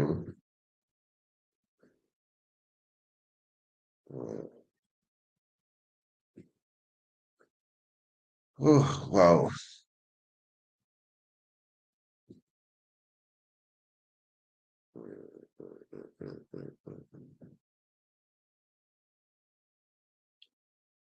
All right, guys, let's watch what's that. I'm back over for a moment. Then I'll be right back. I'm right back, then I'll call it a day. Just one moment. All right. The same institution that he had served for about 47 years. Right. I will just start by correcting you, Ruben. That teacher is a very good friend of mine. He really wasn't attacking the current CJN. He was referring more to the institutional lapses that has occurred over the last, God knows how long now. This is the current, this current CJN is number 18. The first CJN of Nigeria was Foster Sutton in 1955. And I can say that from 55 to about, say, the early 70s, 80s, the judiciary was fairly well, if badly run. Problem with judges is that they have no clue as to judicial administration versus administration of justice. There are two things. Judicial administration. So during the military years, there was this consensus, even with the bar, that we needed to protect the judiciary, and therefore something called the Advisory Judicial Council, the predecessor to the NJC, was created. And that enabled the bar and the bench to keep away the military from interference. And when we had the Constitution, it became the NJC. I think the big problem was that the judges didn't understand the need to strengthen and institutionalize the NJC. I was on the NJC for 6 years, and it was an absolute disaster. Apart from the executive head, there's nobody in the NJC who is senior enough to understand judicial policy. And the first CJ, in my view, that understood judicial policy was the late Justice Dahiru Mustafa, at which point the rot pointed out by Mr. Justice Datijo Mohammed had festered. In fact, Justice Owaifu had referred to it in his own valedictory speech in 2004. So it's a long-standing problem, and I'm sure that finally, because every of the retiring justices of the Supreme Court, they have the occasion to, say a final farewell in what is called the valedictory. But I think Mr. Justice Datijo Mohammed was the one who has put it absolutely squarely, and I support what he has said. For instance, the welfare. Look what he said about judges, justices receiving less remuneration than the chief registrar. That tells you that something is obviously very wrong. I know that Justice Nikitobi had a very miserable life when he left. Justice Adeji, the lady judge who left, had no home to go to. So something is wrong when the judiciary, through the NJC, is receiving about 160 billion naira, and we can't see it. So I think what lesson should be drawn from what Mr. Justice Datijo has said is to implement a report that was put together by the, in my view, perhaps the most reformist CJN in Nigeria. That is the late Justice Dahiru Mustafa. It's a very good report, which, if implemented, would take care of all this. The CJN, let me re-emphasize that Mr. Justice Datijo Mohammed was not referring to the current CJN. He used the CJN's office and not the personal status of Mr. Justice Ariwola to describe the rot. The Supreme Court is at this time toxic, and it ought to change. And the only way to change is to begin to implement the report. One of the problems, the only thing I'll criticize the CJN for is when he said, we're down to 10. But it's for him to appoint or recommend. The CJN is, as you know, the chair of the Federal Judicial Service Commission. So he's the one who recommends judges. And then he's also chair of the National Judicial Service Commission. So he receives the report he has prepared and implements it. So I don't know what's holding him. There is nothing holding the NJC from filling the gap and making the judges 21. Every day they keep bickering about workload, but they will not do what they're supposed to do. They now have the budget. So I think the way out of all this, in my personal view, is to just dust up this report that Justice Dahiru Mustafa prepared 13 years ago, implement it, and let's see what will happen.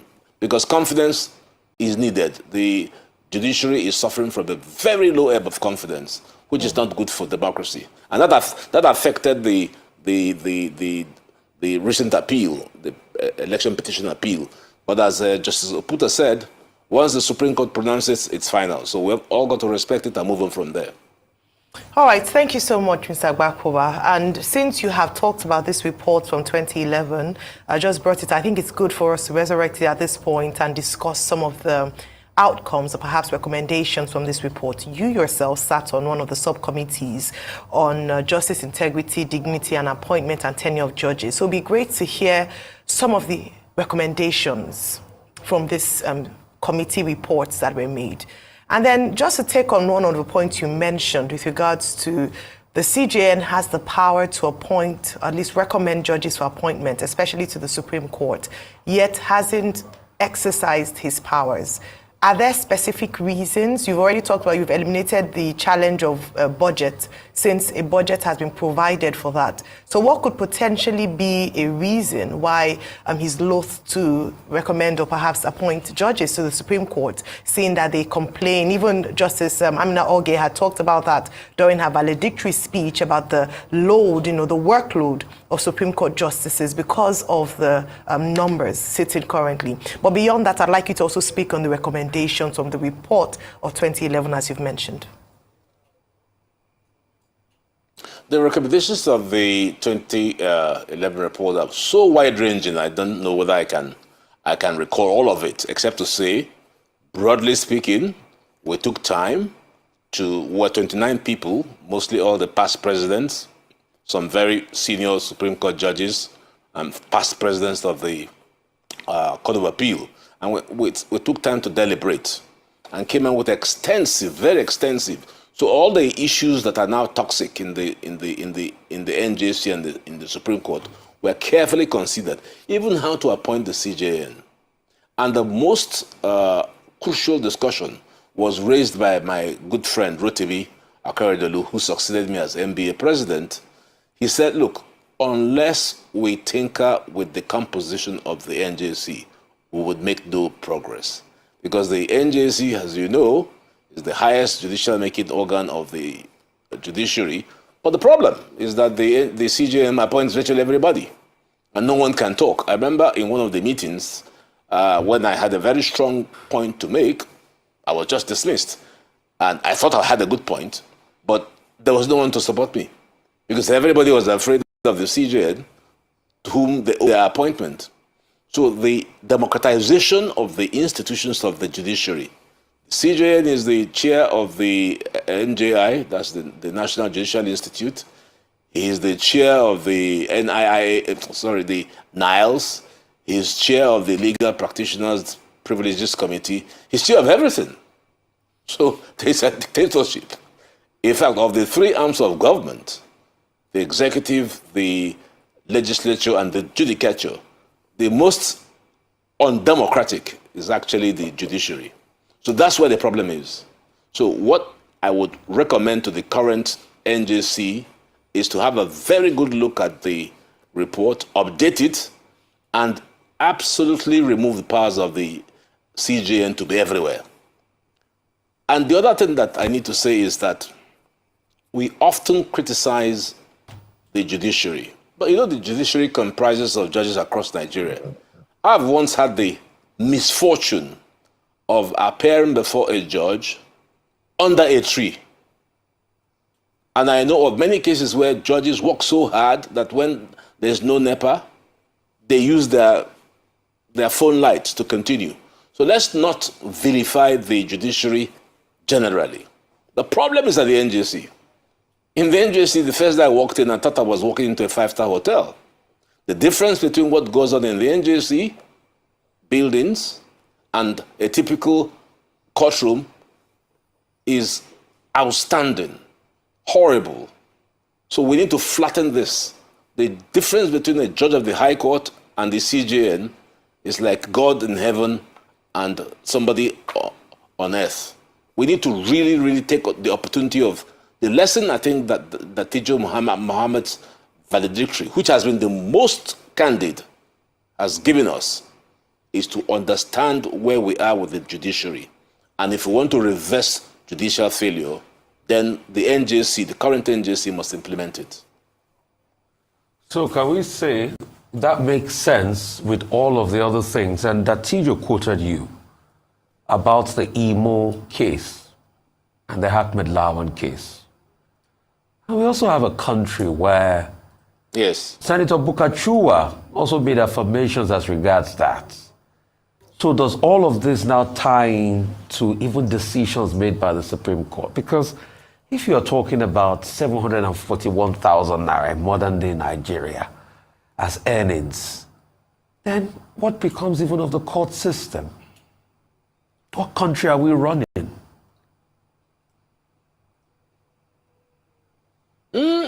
So let's keep two things, separate. The funding issue has improved substantially. I mean, for the last 30 years, but it's not reflective. Forefront with other, But it's not reflective. It isn't because... It's not reflective. Yeah, I agree with you because there's a mafia. I agree entirely. Is the money being distributed? I know of judges who have passed on as a result of critical illness. Is it reflecting? It is not. So that's the point I'm making. So on the budget, we need to have a democratic process whereby the funding is spread and not just retained. Do you know, for instance, that when a Supreme Court judge retires, he leaves his house to nowhere? The only person who gets housing in the Supreme Court is actually the CJN. He has a choice of 2 houses, one in Abuja and probably one in his home state. And sometimes this runs into billions. And I was on the NJC questioning, why would this be? What about the other judges? So that's part of why the situation in the Supreme Court has become so toxic. And it is what Mr. Justice Datijo Mohammed was referring to. The only judge, the first, because the CJN is seen as the Baba of the judicial process. But the first judge, who now got a real kick to say, no, constitutionally, I, Mr. Justice Salami, am the head of the electoral courts. But Kassina Alu said, no, I'm the Baba of the courts. And that caused the quarrel. So you see, it goes back to this issue of we need democracy in the judicial institutions. The institutions that Mr. Justice Datijo Mohammed referred to, that the CJN, and I don't refer to this one, please, that the CJN controls, it's a retirement, it's a job for the boys. The guys who get there to do the work are already tired. Go to the NJI, tired. Whilst we need to put in people, young guys, vibrant, to shake up the system. The rules of court, if, for instance, Justice Amber of the colonial system of 1874 were to come to Nigeria, he will recognize the system. There's no change. And we discussed that in one of the committees where I was a deputy chair, the Committee on Speed of Justice.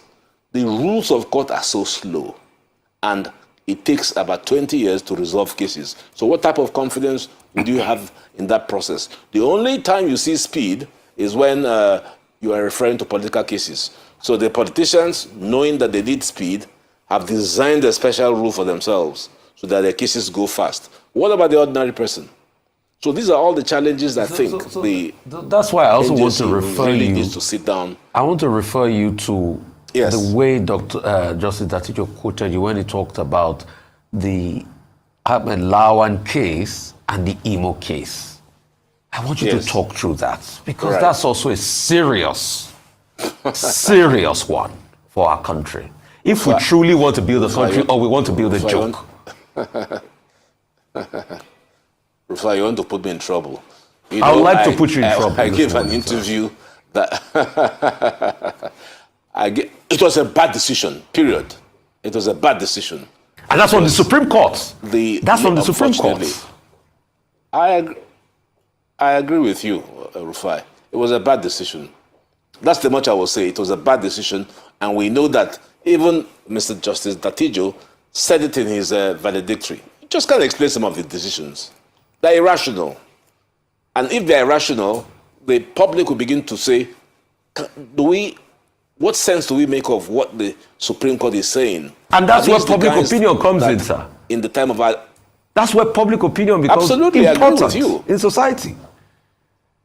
Absolutely. Public opinion of the judiciary is at its lowest ebb.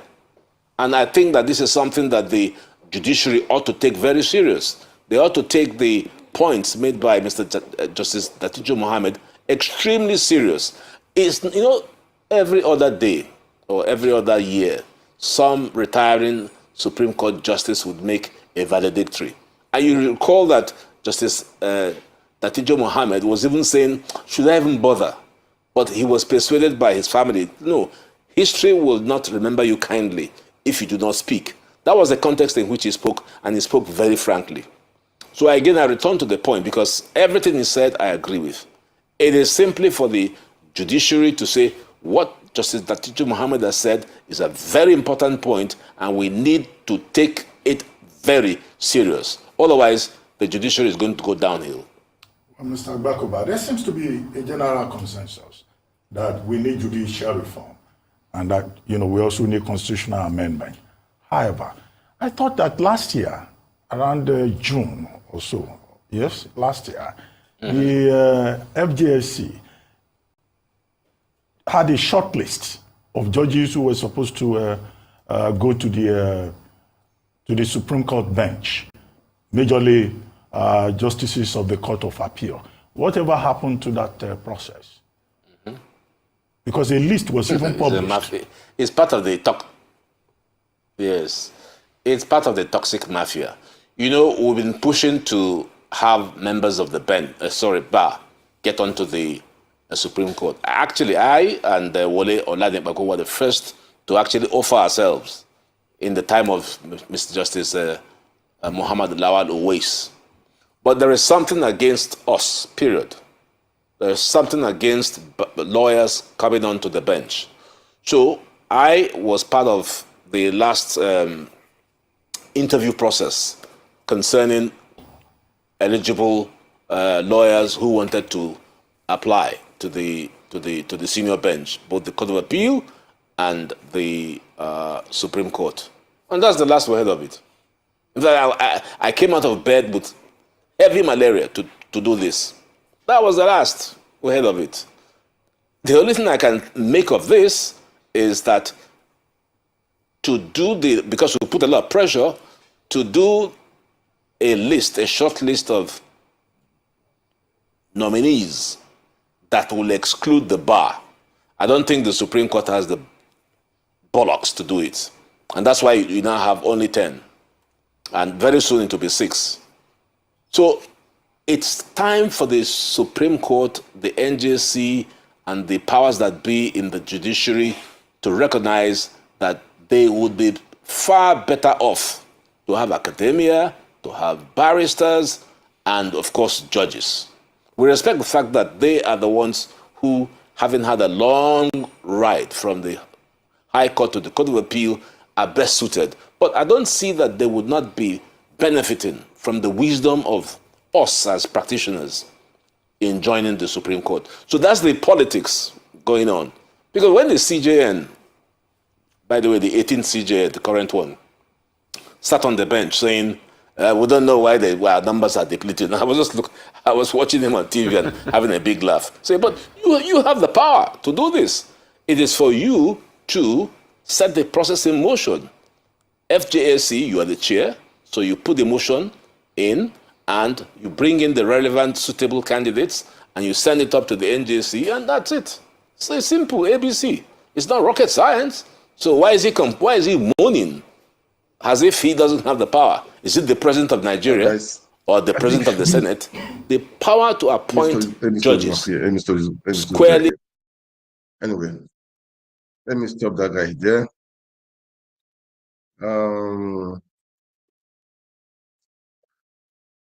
Before I go,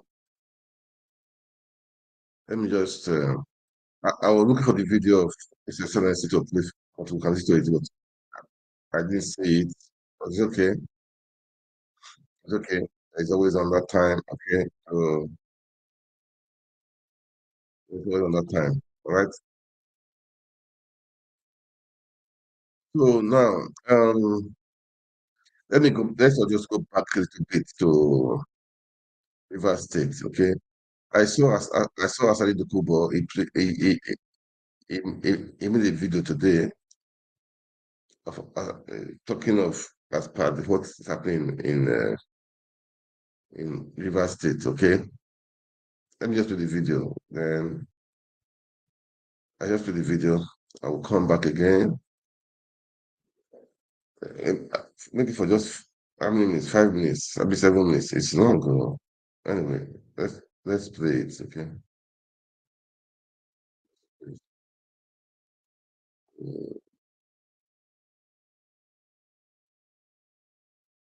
What's I saying? 1 minute. 1 minute.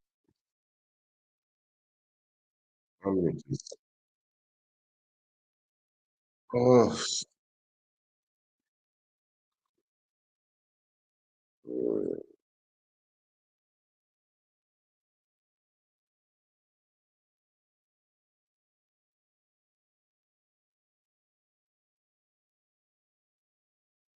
yes, yeah. I just do the video.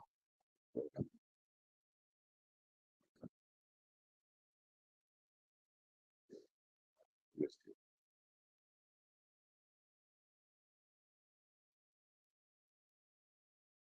so long.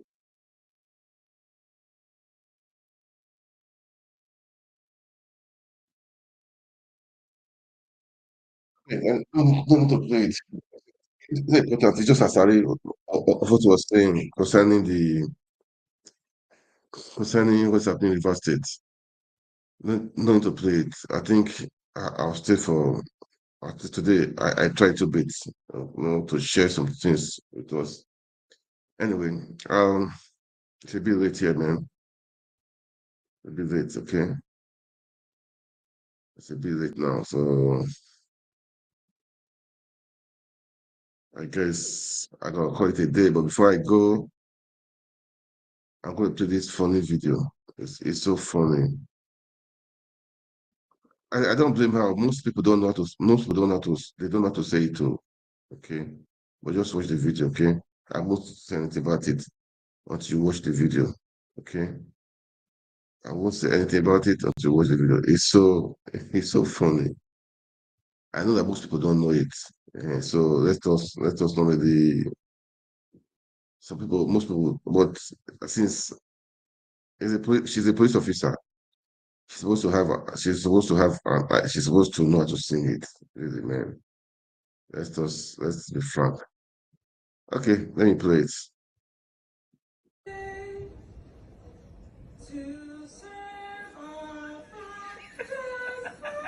Where's the volume, man? Shit.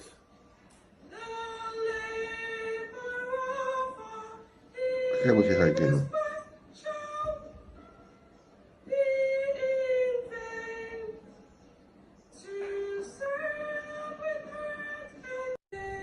I can't hear her again.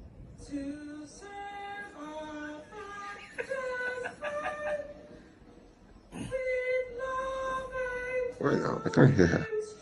Shit. Uh-oh. What's happened, bro? I wanted us to laugh before we go. I can't hear her.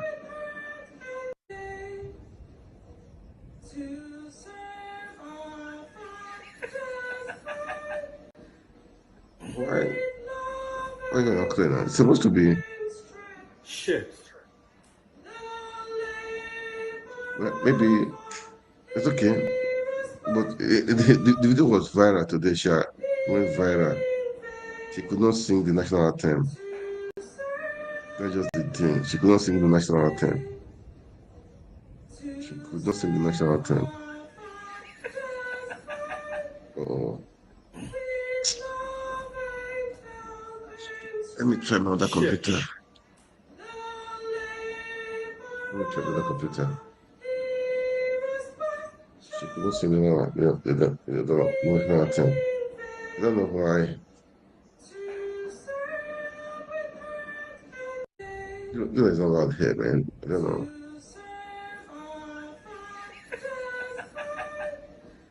Uh-oh. Shit.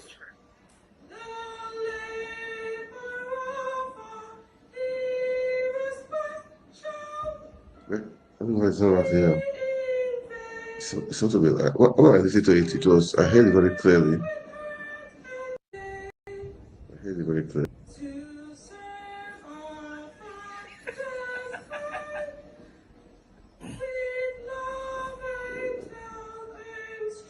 Shit.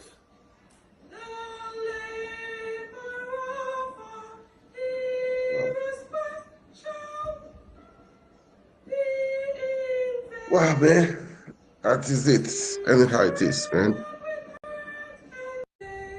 It's okay.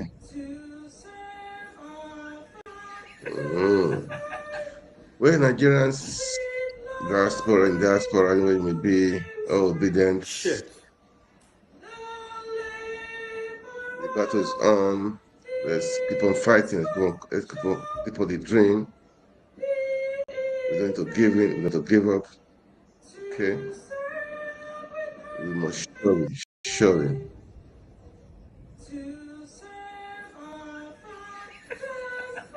We must surely overcome. Okay. No matter what, we must surely overcome. That is the truth. Okay. Let's keep up the hope. Let's keep up praying for our country, pray for our leaders. As we do pray, we will also take action. Action is important. They say faith without work is dead. So we need to follow up with action. We need to follow up with action. That is the truth, man. We need to follow up with action. That is how it's supposed to be. That's supposed to be. Well, I cannot see that one. Yeah, I cannot see that one. No problem. I just want to spend some time here. Spend some time here. Yeah.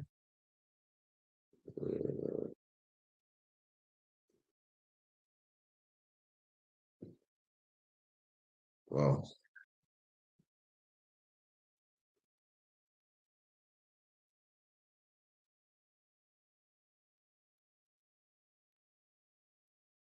All right. Let's see to the governor of. We wake up this morning with a very troubling news. We have gone to the assembly to see for ourselves what has happened. On my way there, I was shot at directly by the OC operation, or DC, or whatever they call him. Directly, it's not. But it doesn't matter. Somebody will die, one way or the other.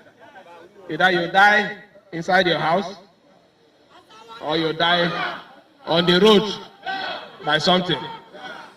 But so my journey today is, whatever it is that wants to happen, let it happen.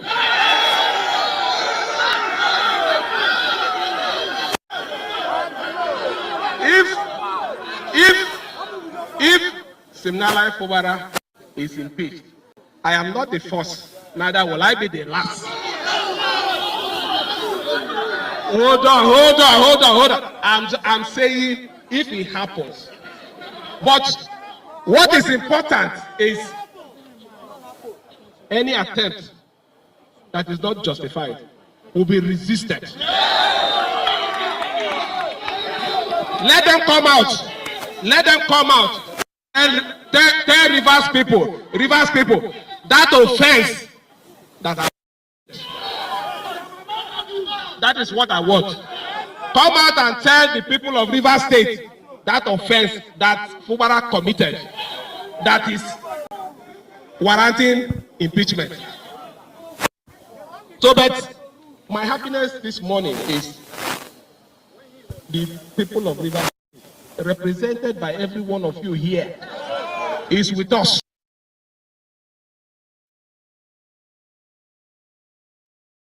Yeah. Thank you so much. Yes, I have seen the video as well.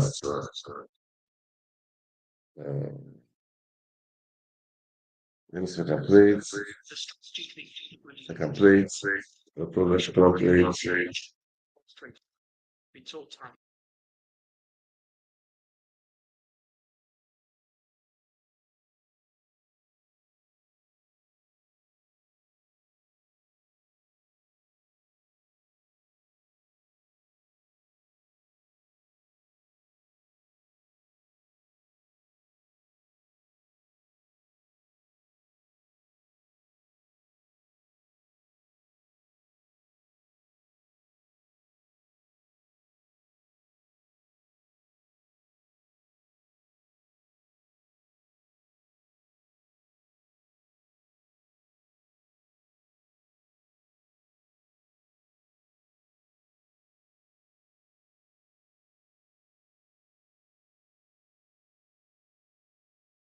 to know whether I can sell it to make some money. So basically, I'm a trader. And I've done programs in different schools, which varies. I was telling her when I came here, I said, the only modern school in Oxford is State Business School. Every other building is old. And I want to tell you the history of the building. Because I spent some months here at State Business School, and they were taking us one college or the other, telling us this one is 13th century, 12th, and so on. I said, that's the only one that is modern. And that's the only place you get parking space. There's no parking space anywhere in Oxford. So basically, and why am I getting involved in politics? For me, life is about being human. Life is about trying to, the only thing you add in life is when you help to build another society.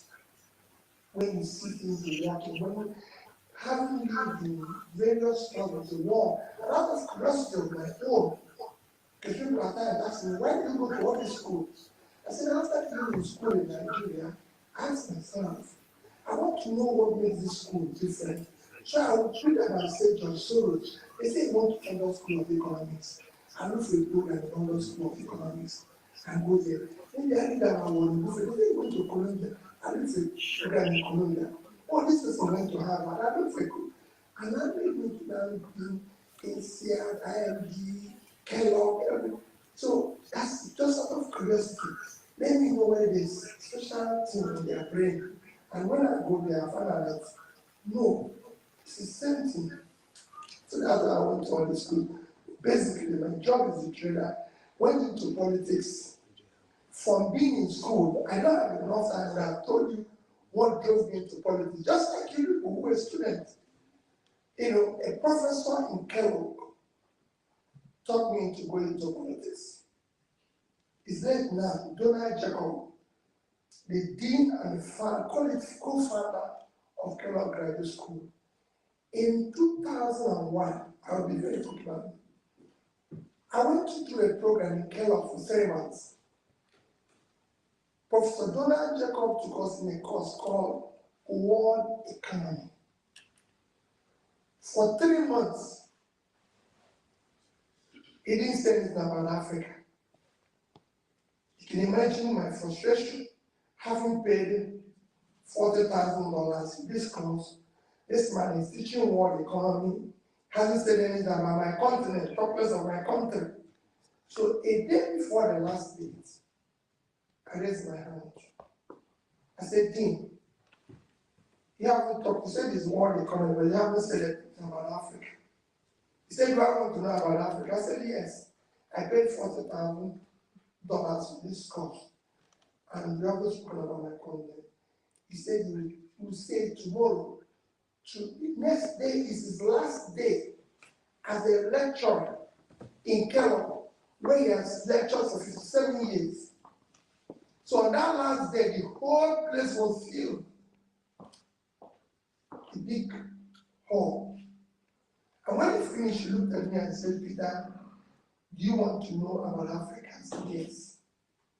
He said, there's nothing called African economy. Nobody plans with Africa.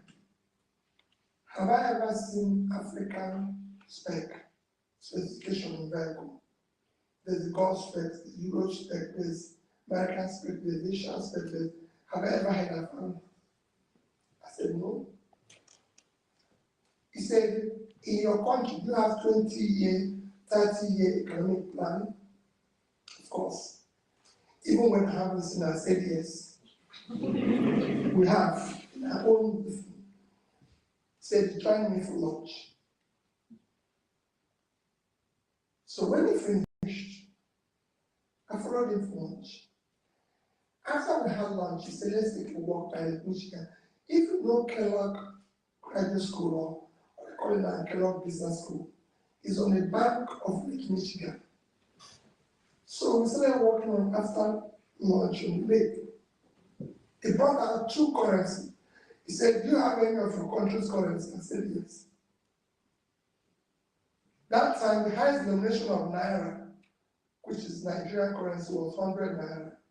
So I brought it out. he brought out $100. He said, which of these two currencies do you prefer, Peter? I said, $100. He said, why? I told him that it's 100 naira to $1. So his $100 is 10,000 naira, and my one is this. He said, okay, let's exchange it. So he took my 100 naira and gave me $100, and we continued to walk. After we've done it, that's like a poll. It stopped again. I said, Peter, can I look at the dollars again? So I brought it out, feeling, please don't take it back, because I've just gotten 10,000 naira. So he said to me, tell me, Peter, which of these two currencies do you prefer? I said again, the dollar. Why? I told him the reason again. He said, let's sit down. So we sat down in a bench, watching the lake. He said, young man, I've been a lecturer. I've taught in Kellogg Graduate School for 57 years. Today is my last day. You own and have been involved in economies all over the world. The only reason why you prefer another country's currency to your currency is the amount of faith you have in your country. The economy is driven by faith. And what drives that faith is hope. Because there's no hope in your country, you don't have faith in it. So you prefer another man's currency. If you go around, British people keep their money in British pounds. Italians, there was no euro then. Italians keep their money in lira, even when the rate is almost standing rate. Chinese in Chinese yuan, Singaporeans in Singaporean dollar, Malaysians in ringgit, Germans in Dutch. And went around and I said, but because you don't have faith in your country, you prefer another country's currency. Can I ask you for a favor? I said, yes. Can you go back to your country? Before you ask me that favor, you ask something. From your profile, you are a director in about 3 quoted countries, even a vice chairman of the bank. Are you worth $1 million? I said, yes. Are you worth 2? I said, yes. Are you worth 5? I said, yes. He said, you don't need 2. If you're worth $5 million, you can actually live your life for the rest of your life without making more money because you have enough food, enough to move around. If you invest it properly, it will be giving you all you need. The rest of the money after that is the one that is in the bank, and the bankers are using it to do that. I'm worth about the same thing. Can I ask you a favor? Can you go back to your country and participate in building public wealth? Go and serve in government. Public wealth enriches everybody. Individual wealth impoverishes everybody. That's what I will leave you with. That was where we stopped. And I had his $100. Said I should keep his $100, which I was very happy to keep. I left Kellogg the next day. I went back to Nigeria. There were a series of issues that happened. Very sadly. And I decided, and I come home, you know what I mean? I came home to my wife and said, listen, I'm going to go to my state and contest for governor. Up to then, I never voted. Never had anything to do with politics. I didn't know what it means to have a young marriage and you're telling you, say, Peter, are you crazy? What is happening to you? She started calling everybody. Doesn't know what I did for me. Peter said he's going to the village to go and contest to be governor. Instead of investing in money, the investment we were trying to do then, that if I had invested today, I would have worth millions of dollars. I said, see this money, I'm going to put it in politics. I've stopped investing. And it was one of the most difficult things that happened in my life. But looking back now, as difficult with all the things I've lost, I have a sense of fulfillment that at least I can say I changed this, I changed this, I changed this. And even still participating in it in Nigeria. When I was coming here today, somebody asked me, said, how do you feel about contesting election for the office of the president and what has happened in everything and what has happened? Let me tell you, we're just beginning. We won't stop until we dismantle that crime scene. So that's basically how I feel. For me, we need to all come together and make Africa work, make Nigeria work, and make collectively the Black world work. Thank you so much for that.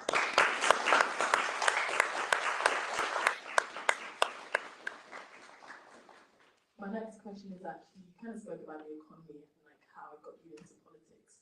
Currently with the rate of Naira being really high, tripled to like pounds, what do you think would be the best policies to make sure that that is better and the Naira is stronger?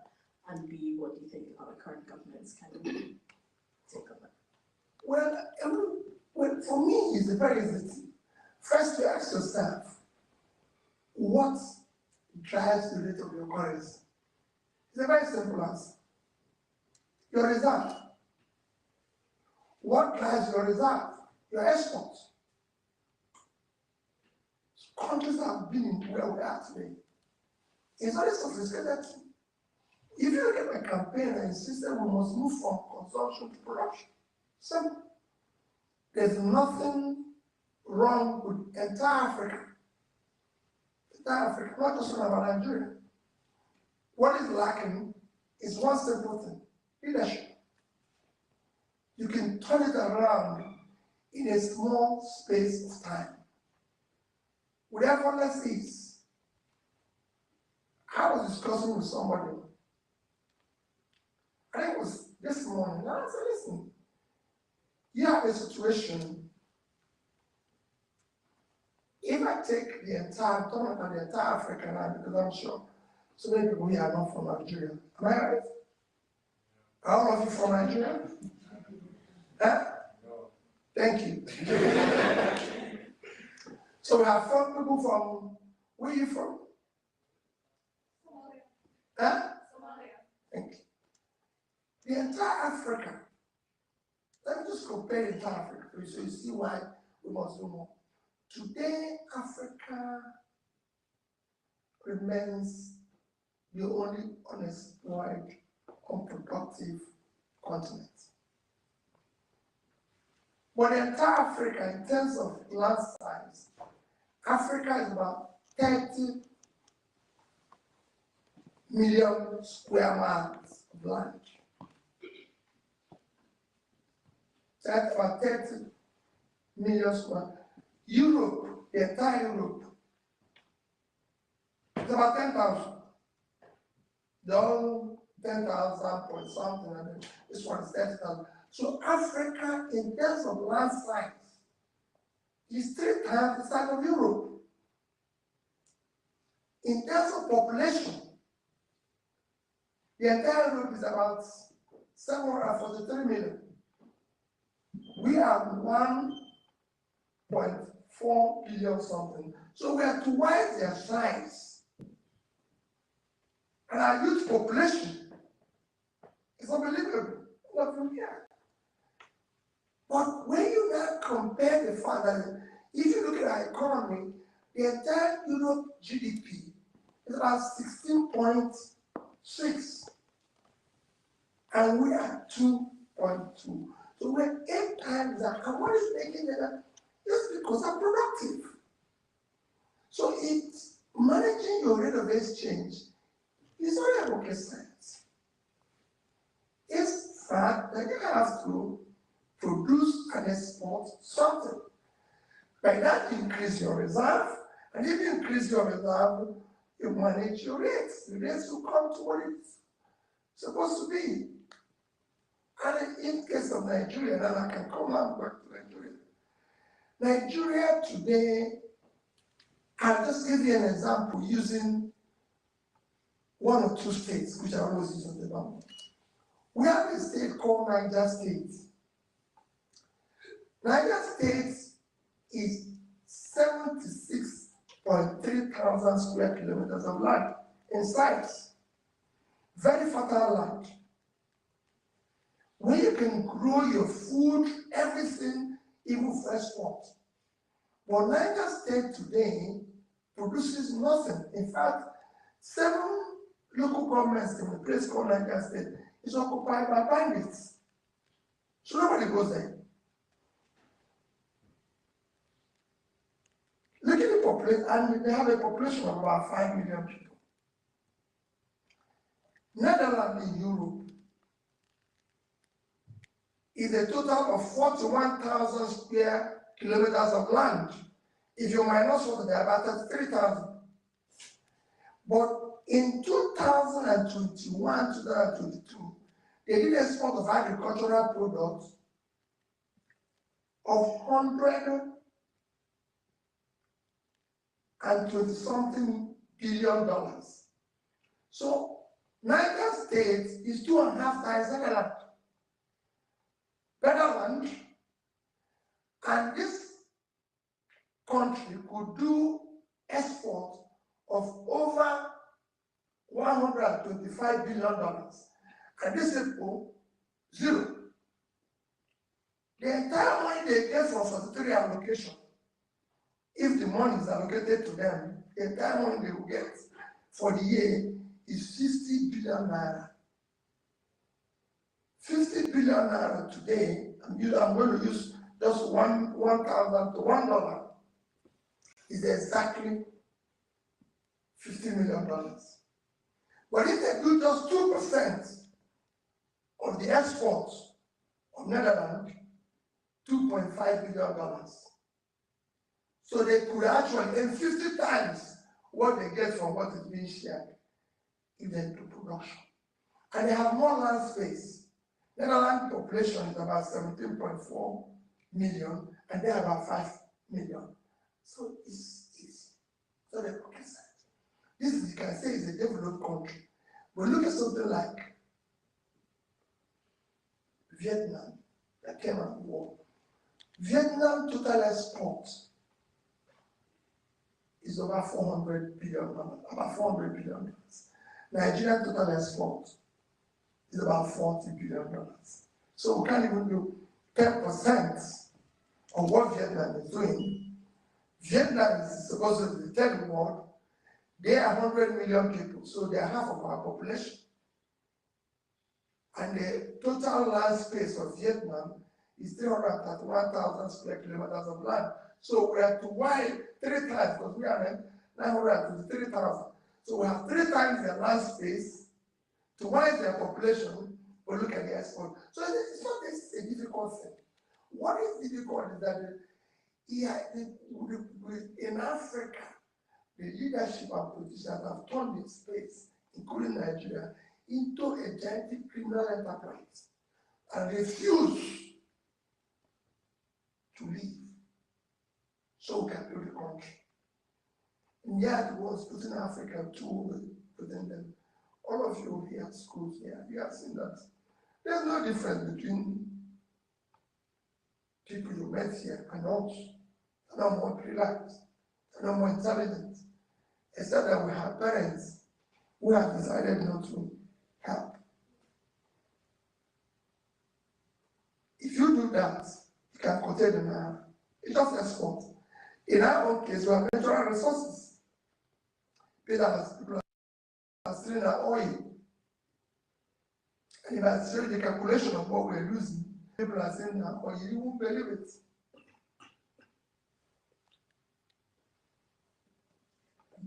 Thank you so much. My next question, you kind of spoke about productivity influencing how we're going to bring down the rate. But my question is, there's a lot of young talent leaving Nigeria because of the government, and that means, again, productivity is going down because we aren't able to retain young talent. How do you think is the best way to actually manage that? Well, frankly, when I was campaigning, I wasn't against it. I wasn't against their living. They call it brain drain.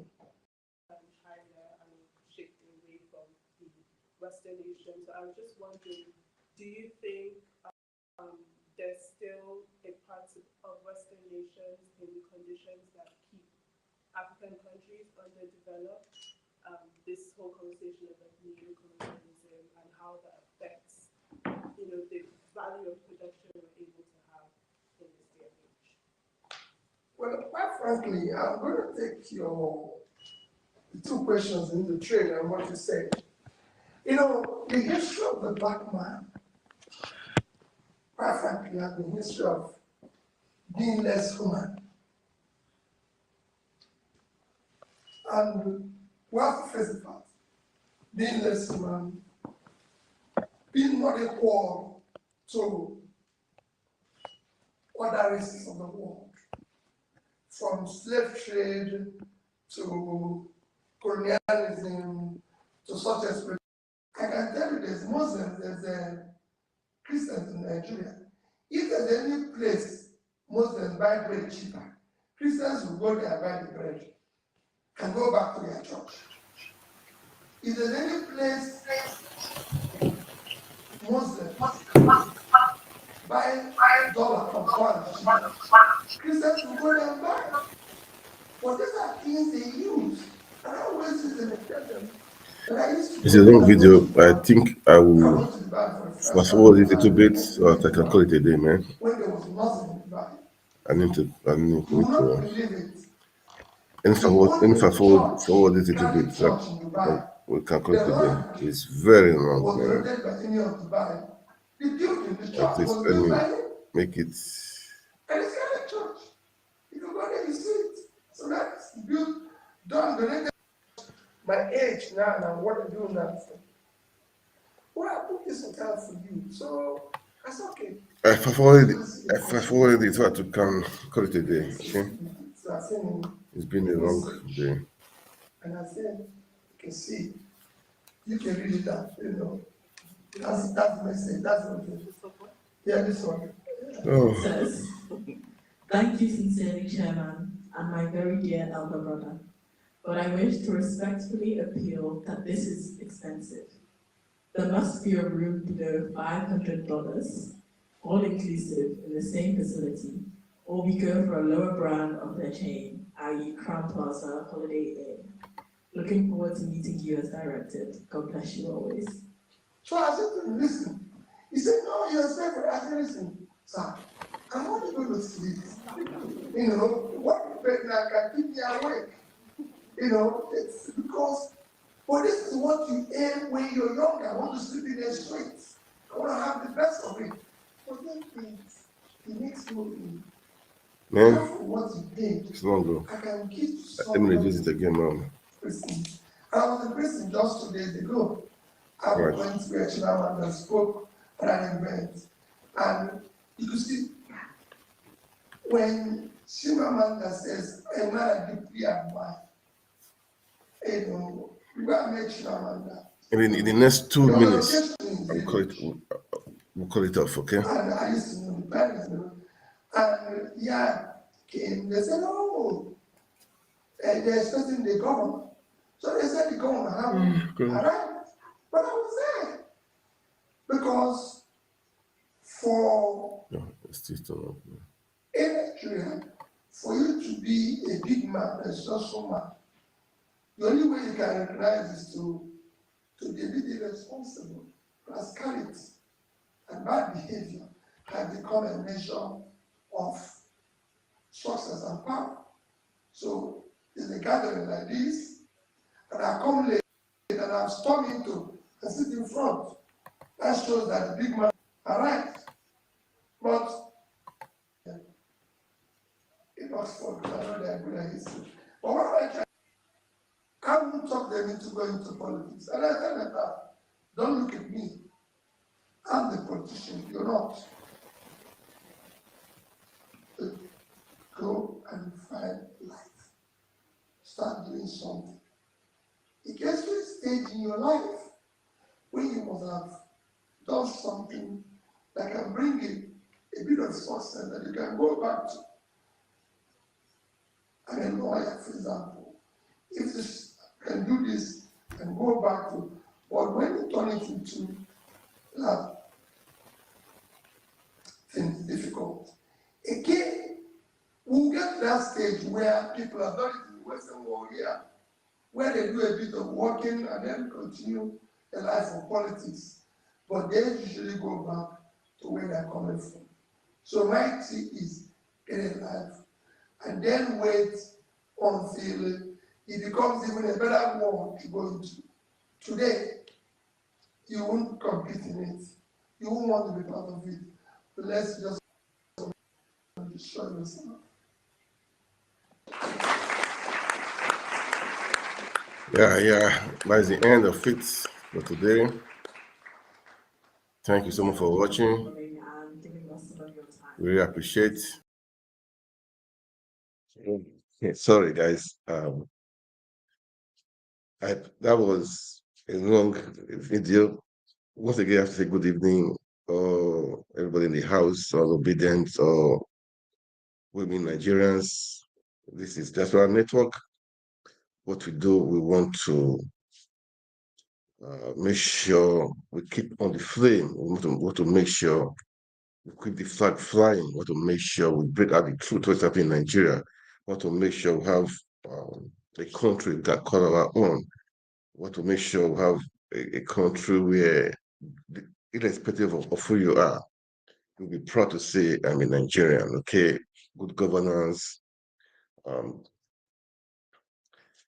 society where we can live in, a society where everywhere is really free to live in. So you see what's happening in River State. I played some videos before of today too, because the elders, I call the elders in River State, they went to Abuja today to go and see Wike. And that was the first video I played was that, okay? And before I start playing old videos of what happened yesterday, how they burnt the House of Assembly, all this stuff, But all the same, they are all the same people, really, man. Wike rigged the election. He brought in Fubara, his anointed candidate. He rigged the election. We all know he rigged the election. So they are fighting. Definitely, we know these things will happen. So we are not surprised. Okay, we're not surprised. Let them fight themselves out. Okay, but what we're saying, don't destroy properties because it's taxpayers' money. Don't destroy properties. Don't kill. Don't kill. You do your stuff. Right? Try to observe yourself. Wike has been trying to be a demigod in River State, so which we cannot really allow. I mean, you serve your term, really, man. So you just have to go. You have to go and do. Now you are not the FCT minister, but I know that he's trying to live. He's trying to maintain his legacy. He's trying to maintain his structure.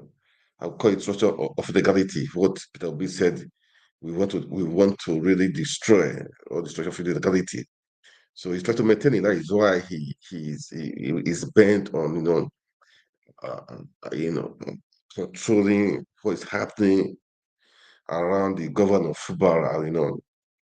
So agreement is agreement between the two. They know what they did. They know what agreement they made, or the evil agreement they made. They know. So that is it.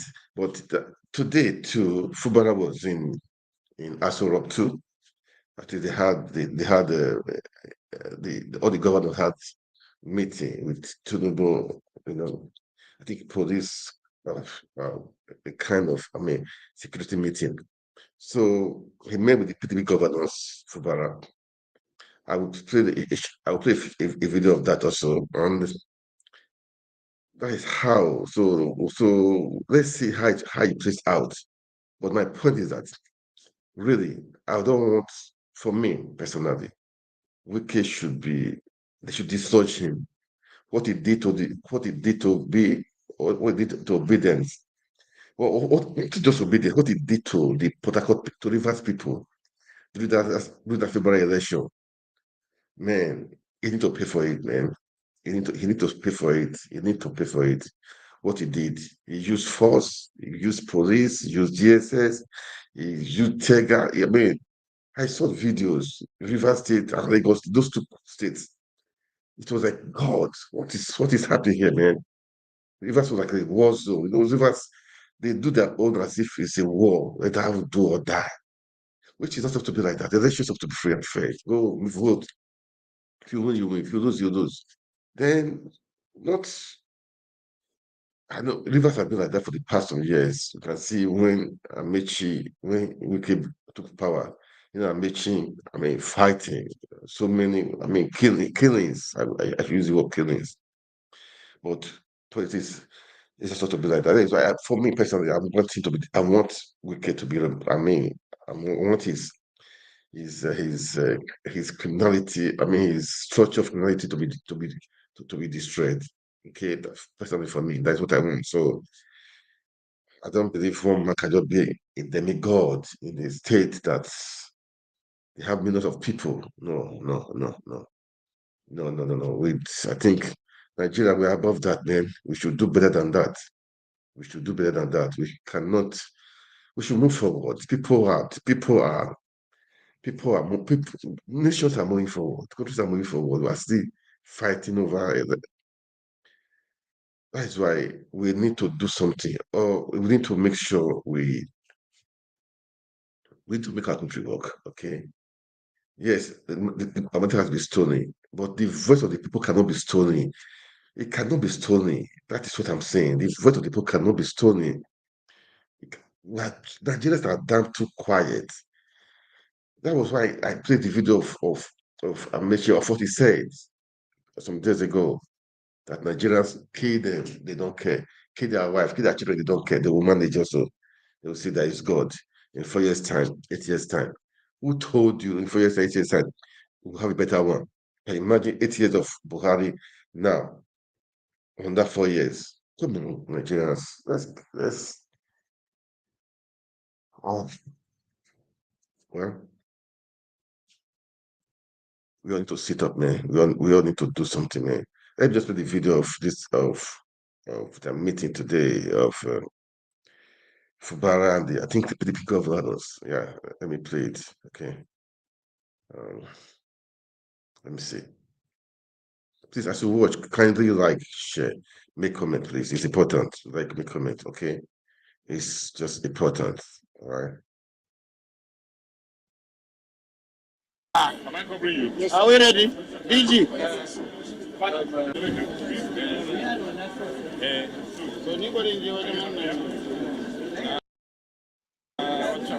Leadership today at the Oyo State Governor's Lodge in Abuja on Tuesday, 31st October 2023. The forum deliberated on issues of concern to the forum, the People's Democratic Party (PDP) and the nation, and reached the following conclusions. 1. The meeting noted the recent judgment of the Supreme Court on the 2023 presidential election and believe that this brings an end to the presidential election cycles, and there must be an end to litigation. As a forum, we believe and state our faith and confidence in the judiciary and to do justice in political and other cases before the courts. We are concerned that while the issues PDP candidates, we are concerned that while the Supreme Court has laid down precedents on pre-election issues, PDP candidates in Plateau State have been disqualified on the same grounds. We urge the judiciary at the apex level to ensure that our jurisprudence is not distorted. We remain vigilant in the struggle for democracy and good governance in the country. 2. The meeting vowed to reposition and strengthen PDP as a viable opposition political party, ready and willing to play its role at the vanguard of the Nigerian people for democracy, good governance, and accountability. 3. The PDP governors were alarmed at the recent developments in Rivers and welcomes the intervention of Mr. President Bola Ahmed Tinubu to to bring the crisis to an end. The meeting urged all parties to the crisis to seize their swords and resort to peaceful means of resolution. The forum further offered its platform for the quick and just containment of the issues involved. Number 4, on the national economy, the meeting... Please, I post the video there. You can see right now that I would say there's no opposition right now. PDP governors, they are saying APC, Tinubu has intervened. They are thanking Tinubu for intervening between Fubara and Wike. I don't just get it.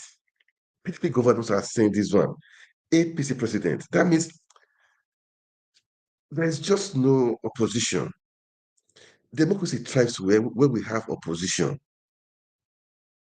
How can PDP have problem? Because Fubara, I assume is a PDP. Is a PDP. I still assume Wike is a PDP, although he's confused. He's neither here or there. How can Tinubu APC be sorted out, solving the problem of PDP? That means PDP, they are not just a factor again. I hope you guys heard what he just said. I can replay it again if you guys want to hear it. You heard what he said, that thank God for President Tinubu for intervening between Wike and Fubara. Is that for me as a party, PDP party, that is senseless thing they can even say or do. Where is where is what is his name? Article. Where is Article? Where is their board members? Where are the PDP? How do they call it? The trustees and board, BOT and the rest? Where are they? They could not resolve the issue. APC, is that resolve your issue? Nigerians, let's wake up. I don't know about Labour Party members that are in the Senate or that are in the House of Reps. I don't even know their position right now too. I don't really know. But what I'm trying to say, Nigerians, let's wake up. Let's just watch the video still. Let's continue watching the video. Urgently requested the patriotic intervention of the federal government to stabilize the naira,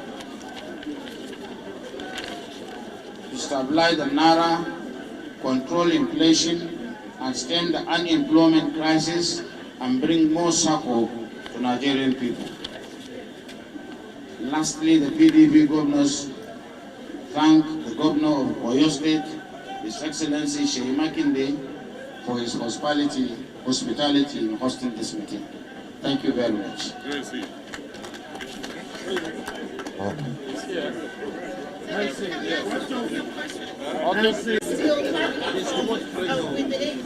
It's a shame. Well, as I said it in the close form, this issue has already been resolved. The issue was raised by the PDP National Governors Forum as a body, nationally, not even within the PDP.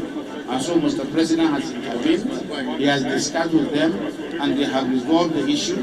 But certainly there are issues that are within the political cycle, and we decided to mention it so that people will know that we are aware.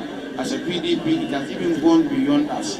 And we appreciate the leadership quality exhibited by the President by coming in for the different parties to resolve an issue which is internal to PDP.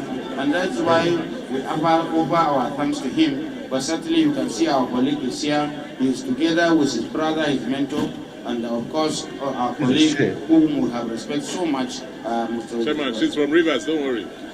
Thank you. So you're from Rivers. I will tell you that you asked that question. Any other question? Thank you. Thank you.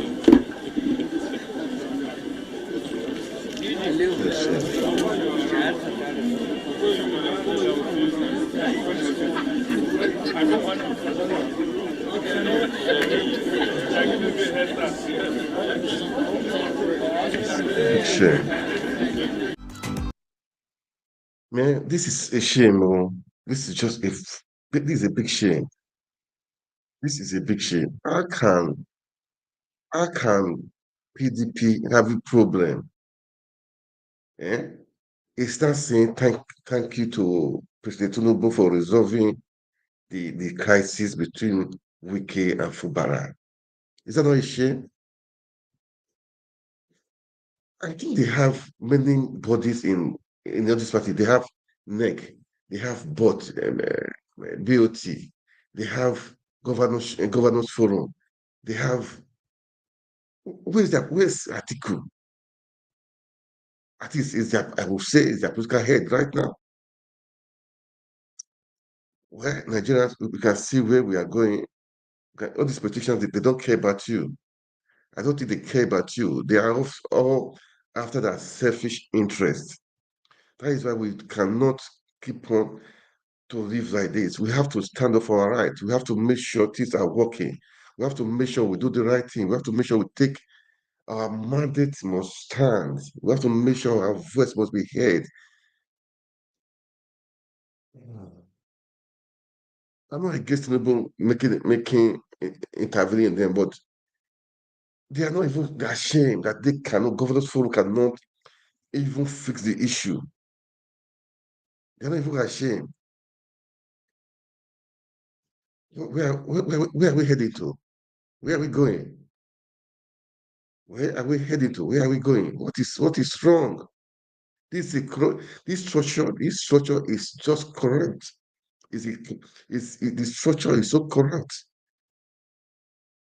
No wonder they fought Peter Obi tooth and nail to make sure they rig the election to make sure he cannot. I mean that they rig the election. They rig the court. Where are we headed to? These are men. Oh, these are not evil children. They have money. So I wouldn't say they are poor. They are hungry. So that is why they're doing like this. It's just power. Anyway, this is not good. We need to wake up, really, Nigerians. Let's wake up. We have to take back our country, man. We have to take back our country. Well, bit by bit, they are all going. They will all go, all of them. I know some we came for sure. He will go. He will go. Because they say they settled. Can they settle this issue? What is the settling that you as a governor you are sitting that idle? The ex-governor will they said out of all the commissioners, it was only one commissioner that is the Fubara appointed the chief of staff. Uh, your whole personal chief of staff appointed by Wike is a man. He will not allow it to happen now. The time will come. Let's assume they will settle. It will not allow it. It will not hold. And Wike will like to. And Wike said, I saw the video was saying, I sponsored all of them. I paid for their forms. I paid. Was it? Look, these people need to be prosecuted. Was it your personal money or state money? If your own personal money, how do you get the money? We need to look at all these things. How do it is all personal money? How do you get the money? You need to go. You need to answer it. Then, if it's state money, how can you use state money to sponsor your own party? If it is state money you use, how can you use state money to sponsor your own personal party? These are things Nigerians we need to wake up. All these NGO lawyers, how they call them, these are ways we have to make Nigeria right, make things to right to right the wrongs in Nigeria. If I saw the video was posted, I can you be asking for 25% state allocation every month? God, and that's billions of naira every month. 25% one man. God, oh, man, I don't get it. Is it true? But he said it. I saw the video that I paid for everything. I bought that form. They never spent one kobo. I did everything. So I have the right to ask for it. Are you kidding me? Are you serious? Nigerians are quiet, smiling and laughing, clapping for him. He's got right now. He's got no immunity. He's just a minister in FCT. He's got no immunity for that statement. He's a lawyer too. For that statement, yeah, I paid. Okay, how did you pay? Is it pay money you used to do it? How to get the money? They have to state money. Why did you state money for just one party? We have many parties. Why? And you are demanding 25% for state allocation. 25%. Hey God, oh. And Nigerians are quiet. And Rivers people are quiet. They have men, able men, women in the River State. All the ex-governors, Odiri, Amici, all of them, they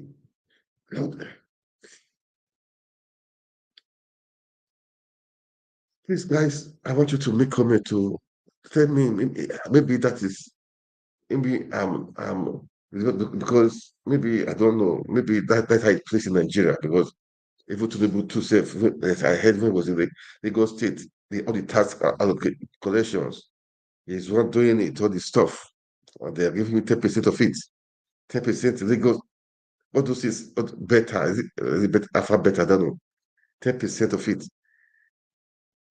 One person. Ah, okay. Maybe that's how you guys played it. Play it. I don't know. It's okay. For example, now they give a state, let's assume every month 5 billion naira. Then we take 25% of it and give it out. So there is no record of what you use the money to do. There is nothing, no proper channel. So just okay, if they don't ask you, okay, let's say auditing, where is that money? 25%. Okay, how much? Okay, the money was okay. The money was let me say was 4 billion naira. Okay, and then 1 billion is missing. 1 billion out of the 4 billion, 1 billion is missing. For what? I gave it to Wiki. For what? Expenses. Every expenses you did for your every month. Maybe I don't understand it.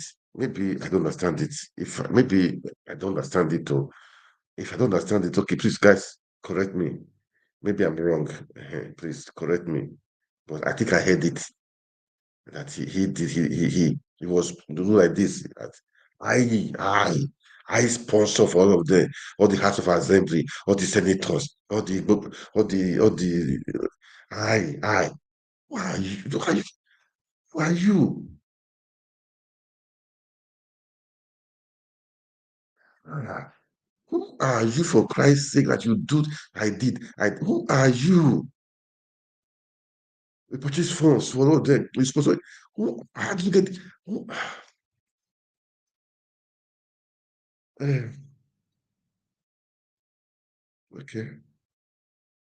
Okay, this guy said we can claim the purchase funds for them. He did that with state fund. With state fund, we are saying you are. The 25% will be going to you. Nigerians wake up. That's what I have to say here. Nigerians wake up. Nigerians wake up. Man, Nigerians wake up. But weekly should be dealt with this. They should remove all those stones. Rivers people wake up. Wake up. And take your rights back. Take your right back. What take your right. I know that River State have big allocation every month from the federal government. So what are you going to do with the money? What are you going to do with the money? I don't get it up to now. I don't get it up to now. Maybe living in a world that is different from the world. I mean, I don't know. Maybe I live in a different world. I don't know, but we should all wake up, really, man. We should all wake up. It's annoying. That's why I'm just repeating this over and over again because I heard it. Like I sponsored. I did it. I did it. So any Fubara, any evil deal agreement you have or you had with what is it saying, with Wike, go and sort it out with him. But don't use reverse money. Go and sort it out with him. Don't use reverse money. Don't use people's money. Don't use the lives of people or the life of the riverine people. Don't do it. Let there be no killings. Let there be no. I mean, the burning of that house of the complex is already a big deal already. That is tax money that will go into that.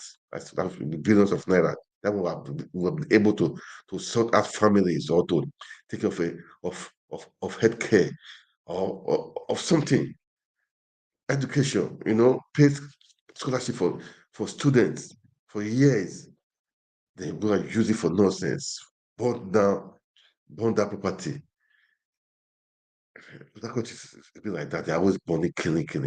You guys should wake up, bro. You guys should wake up. So, you guys should wake up, man. Man. We've been on for 3 hours now, okay?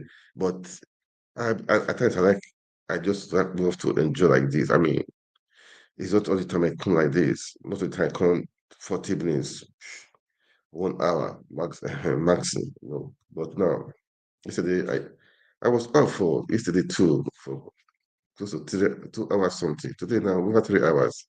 That's some record too. That's some record too. But anyways, right now I know I'm on about 4 channels, 4 or 5 channels on Twitter, on YouTube, on Facebook. Okay. So guys, kindly follow, share, like, okay. It's good for you to share the video. Let it go. Let people hear what is happening because information is important. When people hear it, definitely they will learn. That is the truth. They will learn because I believe some people don't know the truth because they've not heard. When they hear, they will learn and they will know that they will understand. Well, if you hear and you learn, if you hear and you understand, you don't act, then that time it will be your fault. But when you don't know, it's okay because he or she doesn't know. But when you know, man, it's going to be too bad. Too bad. But I know that people are a bit scared. They are scared and so many things. Anyway, I'll be talking of River State. We're talking of River State. We saw the video of His Excellency Peter Obi. What question and answers. It was there, man. That's why I like him. With the young people asking him questions. I tried to cut it short. So that is it. Now, before I go, I like to talk around, like in Sata Kaduna, the time of Rufai, Sata Kaduna people, they suffered. I still heard even even Taraba State, Plateau State, there's still some killings, but it has reduced as I heard. I don't know. So Zamani record, I've been hearing of him when I was small, okay, when I was small. He's been a fighter. He's been a strong. He's been supportive Sada Kaduna. That was the time. I think the time of IBB also. The guy was in the news big time. He spoke. I saw his video. I will play it. Okay, just as a patience. I don't know. I have not really taken full time to watch it. I watched part of it. Okay, let's just watch it. And after that, I think after that, I will come back. Then I'll call it a day. But please, as I said, make comment, like, share, then follow my YouTube channel. It's been like that for a long time. Please subscribe to my YouTube channel, please. It's been there for, what's the name of the channel itself? YouTube channel, okay. It's somewhere. There are two YouTube channels. One is African in diaspora. The other one is Obide family. But I don't have. I don't know to get the link. I don't really know. But anyhow, it is. Guys, try to subscribe to the channel. Okay. Let's build it. Let's build it. Let's make it. Let's make it work. Okay. Then let me play this on the record now. Let's play it. Then then I think after that I'll call it a day. Let's listen to some records. This guy is I would say he did a lot, for Southern Kaduna. He did a lot. Okay, he did a lot. He did a lot. So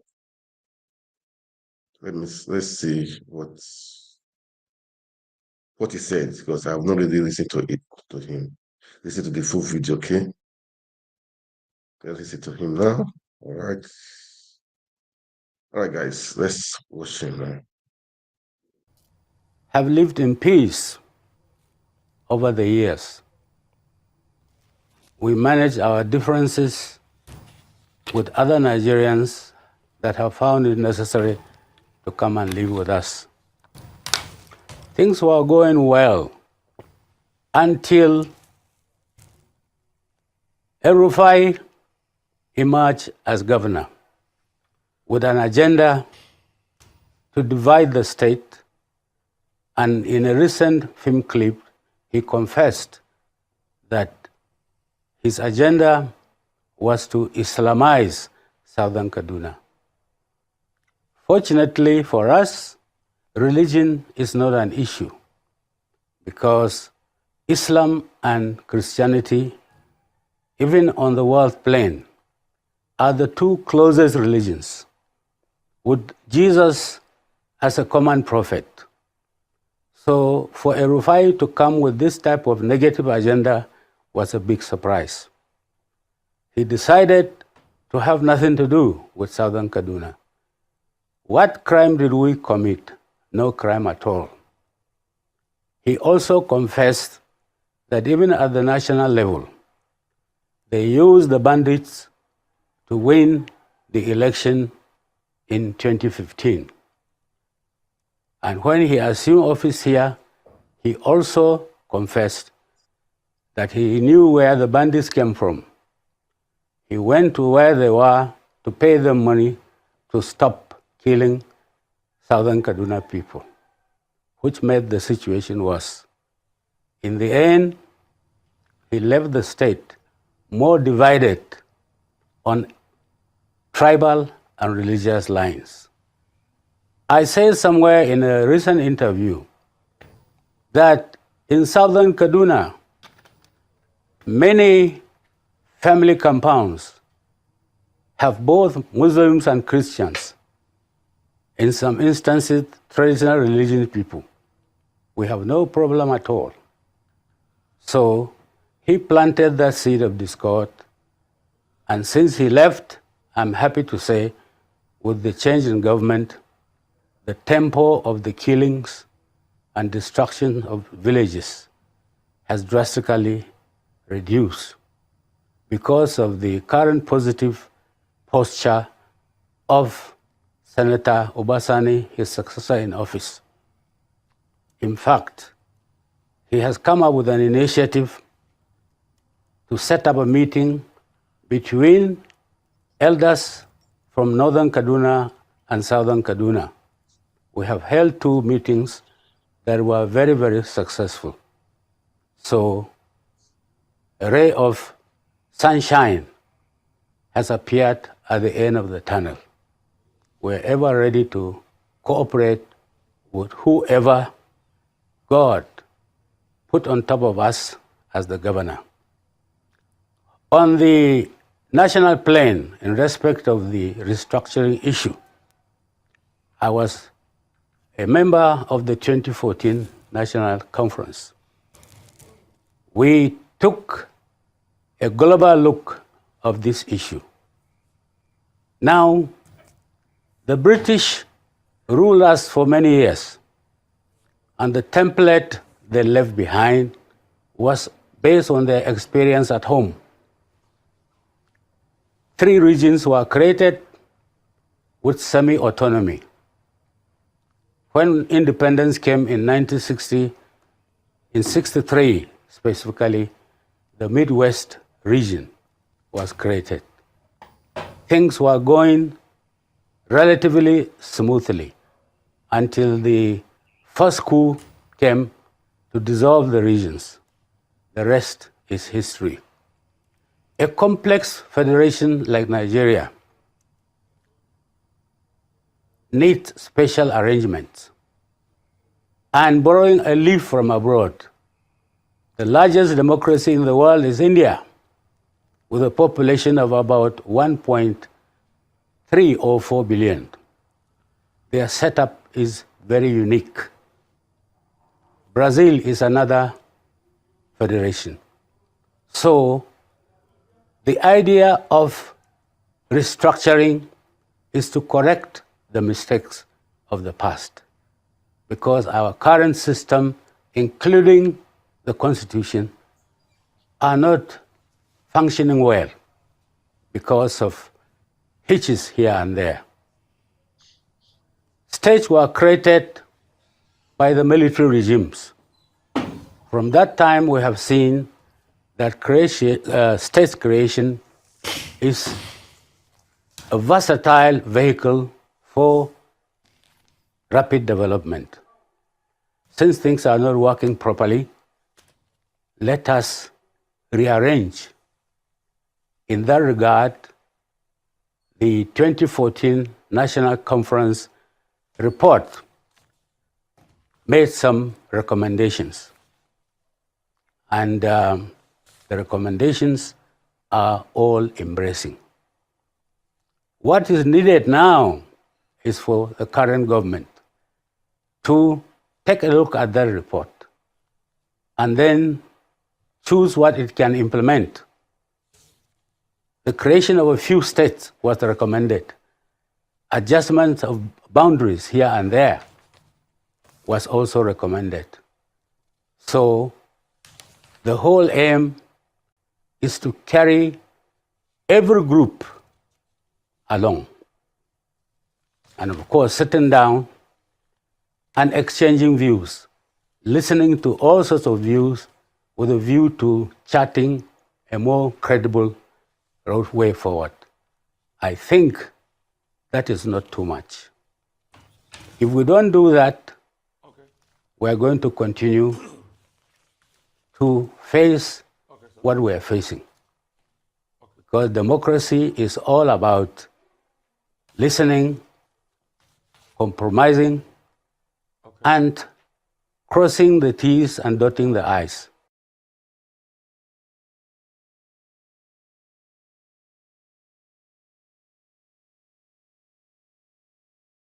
Yeah,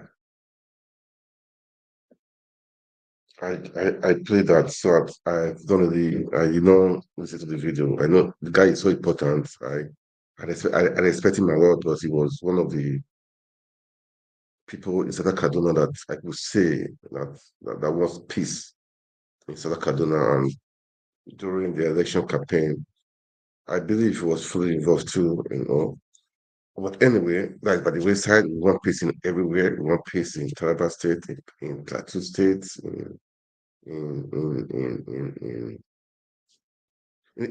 Middle Belt, in everywhere. In fact, everywhere, even in the East, there are killings, there are kidnapping, and so many things. We want peace everywhere. We want good country, okay? It's been a long day. Let me just I pray for Nigeria, okay? I pray for Nigeria. I pray for Nigeria. I pray for Nigeria. I pray for Nigeria every now and then. But I believe we should take Nigeria to be, we should, I believe, Nigeria, let's wish the best for our country. Okay, let's wish the best for our country, and it's like let's make it professional. I would say profession. Let's make it. If you are serving, take it as if you are. Is a service. Okay, service for the people. And I saw today, Tinubu was saying it was saying that his son should not be coming to the FEC again, Federal Executive Committee meetings. I don't know why he should be going there before. It's not a family affair. You are there as a president, as to lead the nation. You stole the mandate. Your family should not be going there to attend executive meetings. I saw he said he was replying that he should stop coming there for the meeting. What a shame that should be coming there. And even all these ministers, for me, I would say it's a shame. I saw a video. It's shameful. It's shameful for them to be doing like this. These are men. These are people that they should have high self-esteem. Eh? These are people we just listen to what they were saying before the meeting started. Just watch. Let's just watch what they were saying. Yeah? I can. Is it is all this meeting now? Is it for Agbero? Is it for touts? It's not for touts. It's not for touts. We are there for real business. Go there for real business. Go there to discuss how to move forward. Not not not not not not not for nonsense. How can ministers be doing like this? Ministers, how can? Yeah? How can? Just listen to what they are saying. Just listen. Go and Nigerian build President Bola Ahmed Tinubu.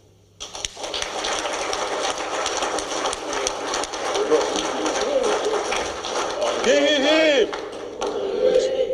On your mandate we shall stand. On your mandate we shall stand.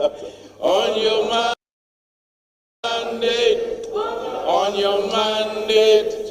On your mandate we shall stand. Him! Borgo. That's a shame. For me, that's a shame. Is that what they said to go and do there? Eh? Nigerians, Nigerians wake up. Oh, the things annoying me. People should wake up. People should wake up. Wake up. Let's do the right thing. Move coffee forward. People are doing many things. You are saying your mandate. Which mandate? Who gave you mandate? A student mandate. You are part of it. A student mandate. The foundation is shaking. It cannot stand. What can you build on it? Nothing. Eh? Which mandate? Oh God. Man. Well, I saw the video. I say, what kind of people? What kind of thing is this? Your mandate will stand. Which mandate? Who gave you the mandate? No, so gave you the mandate. So the mandate, you are proud of it. Alex His Excellency said, if also be addressed as His Excellency, make sure you achieve that process. You achieve it through excellent process, through excellent means. You got it excellently. You keep people, you read the election to get in there. You are saying your mandate to stand. See men, women, people, papa, people's husband, people's wives, and people's mother. Your mandate will stand. Oh man, where do we go from here? How did we get here? How? How did we get here? How did we get here? For them to be planning of how to do many things, to do good things. Eh? We should plan of how to do good things. Okay, now, okay, okay. For example, now, for me, let me just maybe probably due to be the last video, because even me, I had to. It's almost 4 hours, man. This will be the last video. For me, personally, for me, There are some people I would say try to, I would say, not imitate, no, learn from them, copy from them, okay? Copy from them, copy from them, copy from them. That's what I would say, copy from them. People that have something to do, or something to, that have plans. Okay, okay, in 3 months' time, what do we need to do? In 6 months' time, what do we need to do? In next 1 year, what do we need to do? In 2 years, 4 years' time, what will be our achievements? In different sectors, in education, infrastructure, in even in the neighboring countries around you, the people, your citizens, what do you want to see? This is like what you guys have to go there and be talking about. You are talking about on your mandate, story mandate to stand. Yeah? This guy now is after this video. Visa regulations left, right, and center. 27 countries in Europe today, with 430 million people, removed visas. We still have visas. Let me persuade us that it is time we in this continent realize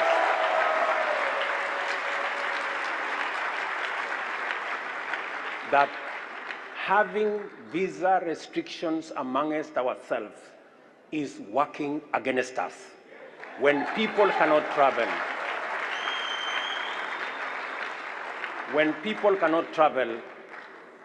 business people cannot travel, entrepreneurs cannot travel, we all become net losers.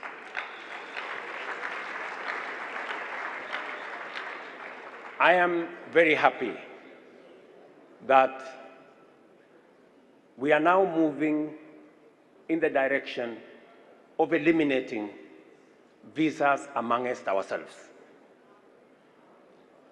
Let me say this. As Kenya, by the end of this year, no African will be required to have a visa to come to Kenya. Plus, it's Kenya, no? Kenya. It's a plus. It's a plus. It boosts the economy. Tourism. No money. I said, they come in, they bring money. And they're coming $500. $200. You spend in that country. I am very Invite us proud to go back to your country. that the intra-trade within the East African community is already at 27% because we have taken the deliberate decision to remove unnecessary tariffs and visa regulations. I am also very happy that my father here, President Sassou Nguesso, when he came to Kenya, we agreed that there will be no visa requirement between the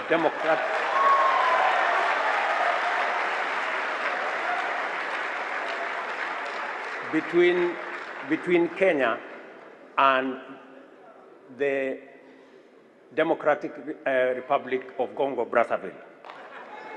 I am also happy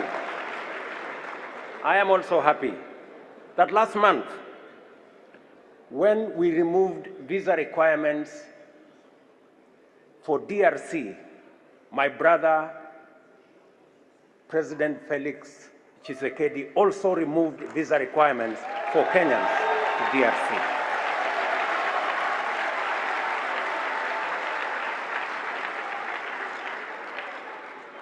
Let me urge us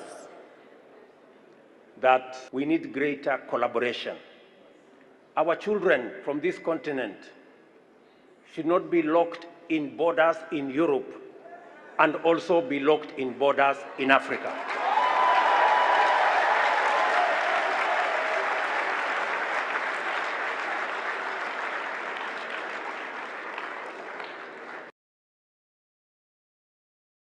All right, guys.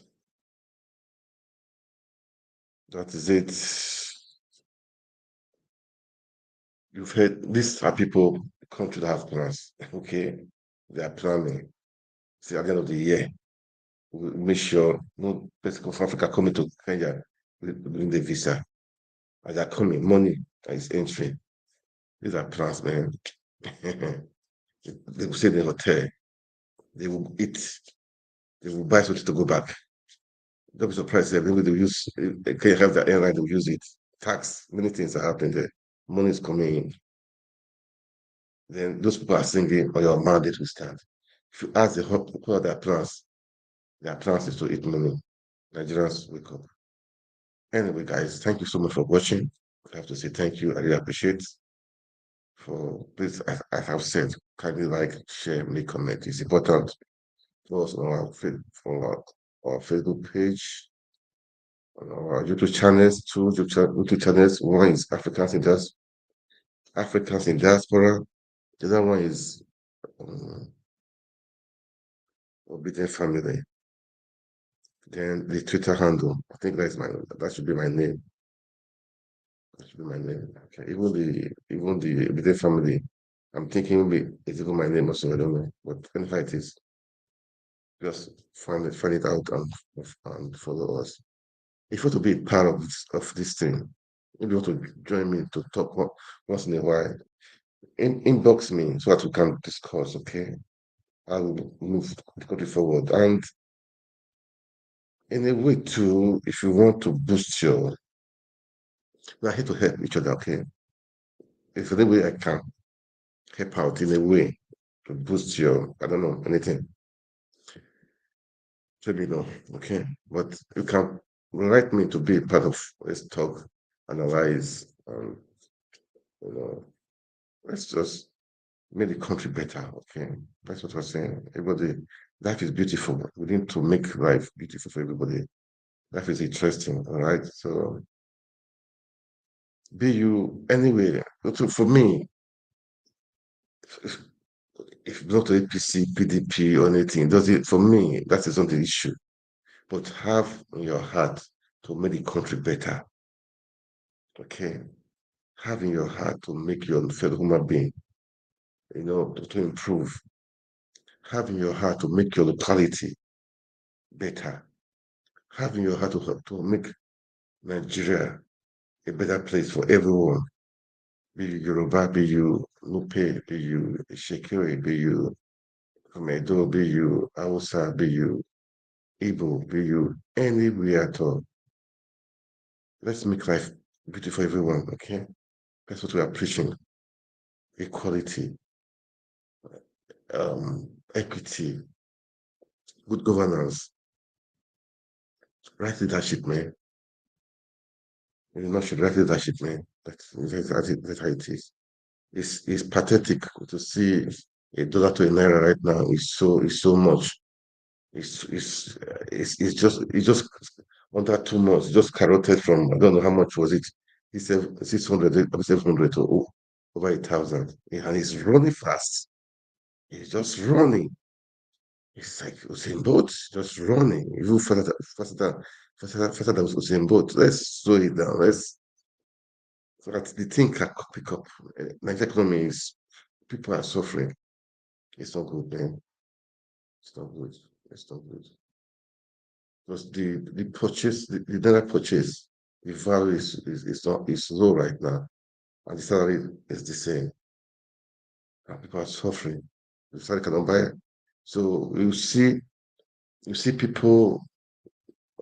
I'm not saying it's an excuse for you to doing what is wrong, that maybe by taking bribe or by doing all those stuff. It's not an excuse for that anyway, but people will see that salary is not enough. They have to do 1, 2 things. School fees is there to pay, and the school fees is going up. Fuel price is going up. Salary remain the same. I posted something on the platform. It was like the guy was saying, your mates are growing up. You are still the same. I mean, the salary is the same, but house rent, school fees, everything is high up. So we pray for everyone. We pray for Nigeria, man. All right, guys, I have to stop here for the day. Time. Oh God, time has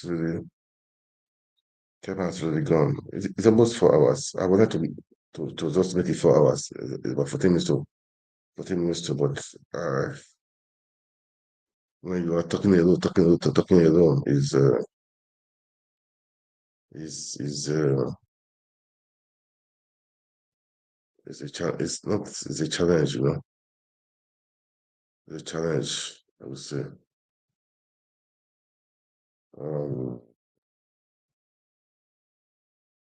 anyway, I know that I, I don't want to go there today. No, I don't want to go there today because it will just no. I can't go there today. Let me leave it. Okay, let me leave it. So we are waiting for His Excellency Peter Obi. We are waiting when we give his he wants to make a speech. Okay, so by God's grace, we will everybody will hear it. We will know when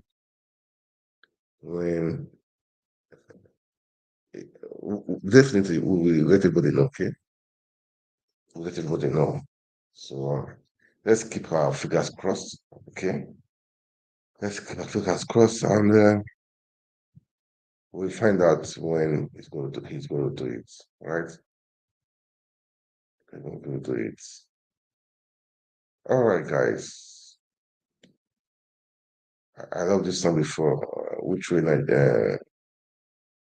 by some local song. Nigeria is now on level. I love this song. Let me see. I love this song. I love this song.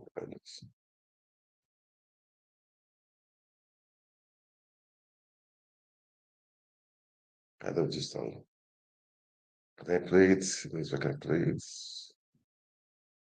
Nigeria is now on level.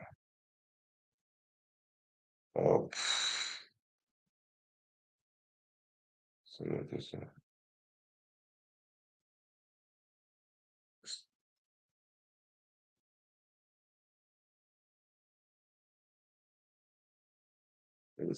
Just play it a little bit because I know all this Facebook with the copyright and the rest is somehow.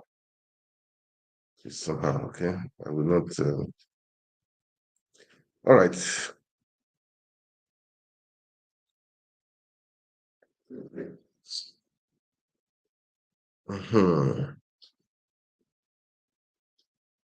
I think I clicked it right now, man. I clicked it. All right, guys. Thank you so much for watching. God bless you. God bless Nigeria. We hope, we hope for the best for Nigeria. Okay, we want the best for Nigeria. That is what we're saying. The best for Nigeria, and nobody can take it from us. Nobody can take it from us. We want the best for Nigeria, and we will have it. We will have it. Nobody can take it from us. We will have it for sure. We will have it. Okay, so let's keep the hope on. Let's keep the hope on, and that is it. That is it, man. So we will make it work. We will make it work. Okay, see now. Okay, there's just one news now. Let's say federal government to spend 6.9 billion naira on cars. Then they say for First Lady's office, President Villa, they're going to spend over, well, I think 1.6 billion naira or so. These are things that Peter Obi said he will reduce cost of governance. Don't be surprised that all this money, they're all borrowed. You see, don't be surprised all this money are all borrowed. So who are we fooling? We need to cut. People are even the senators, the cars, all those SUVs. The money is borrowed. We cannot be borrowing and consuming. That was what the secretary said. We don't borrow to consume. Production. You can borrow to produce, and so that you can pay and have more. You cannot borrow and be consuming. For how long? Look now, you just imagine you are budgeting 6.9 billion naira on cars, on cars for President Villa and Afeti's office. For what now? For what now?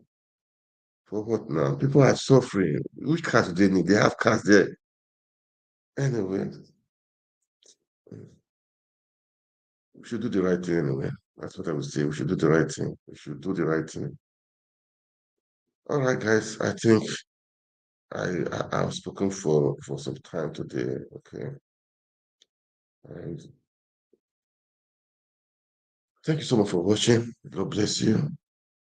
God bless Nigeria. Good night.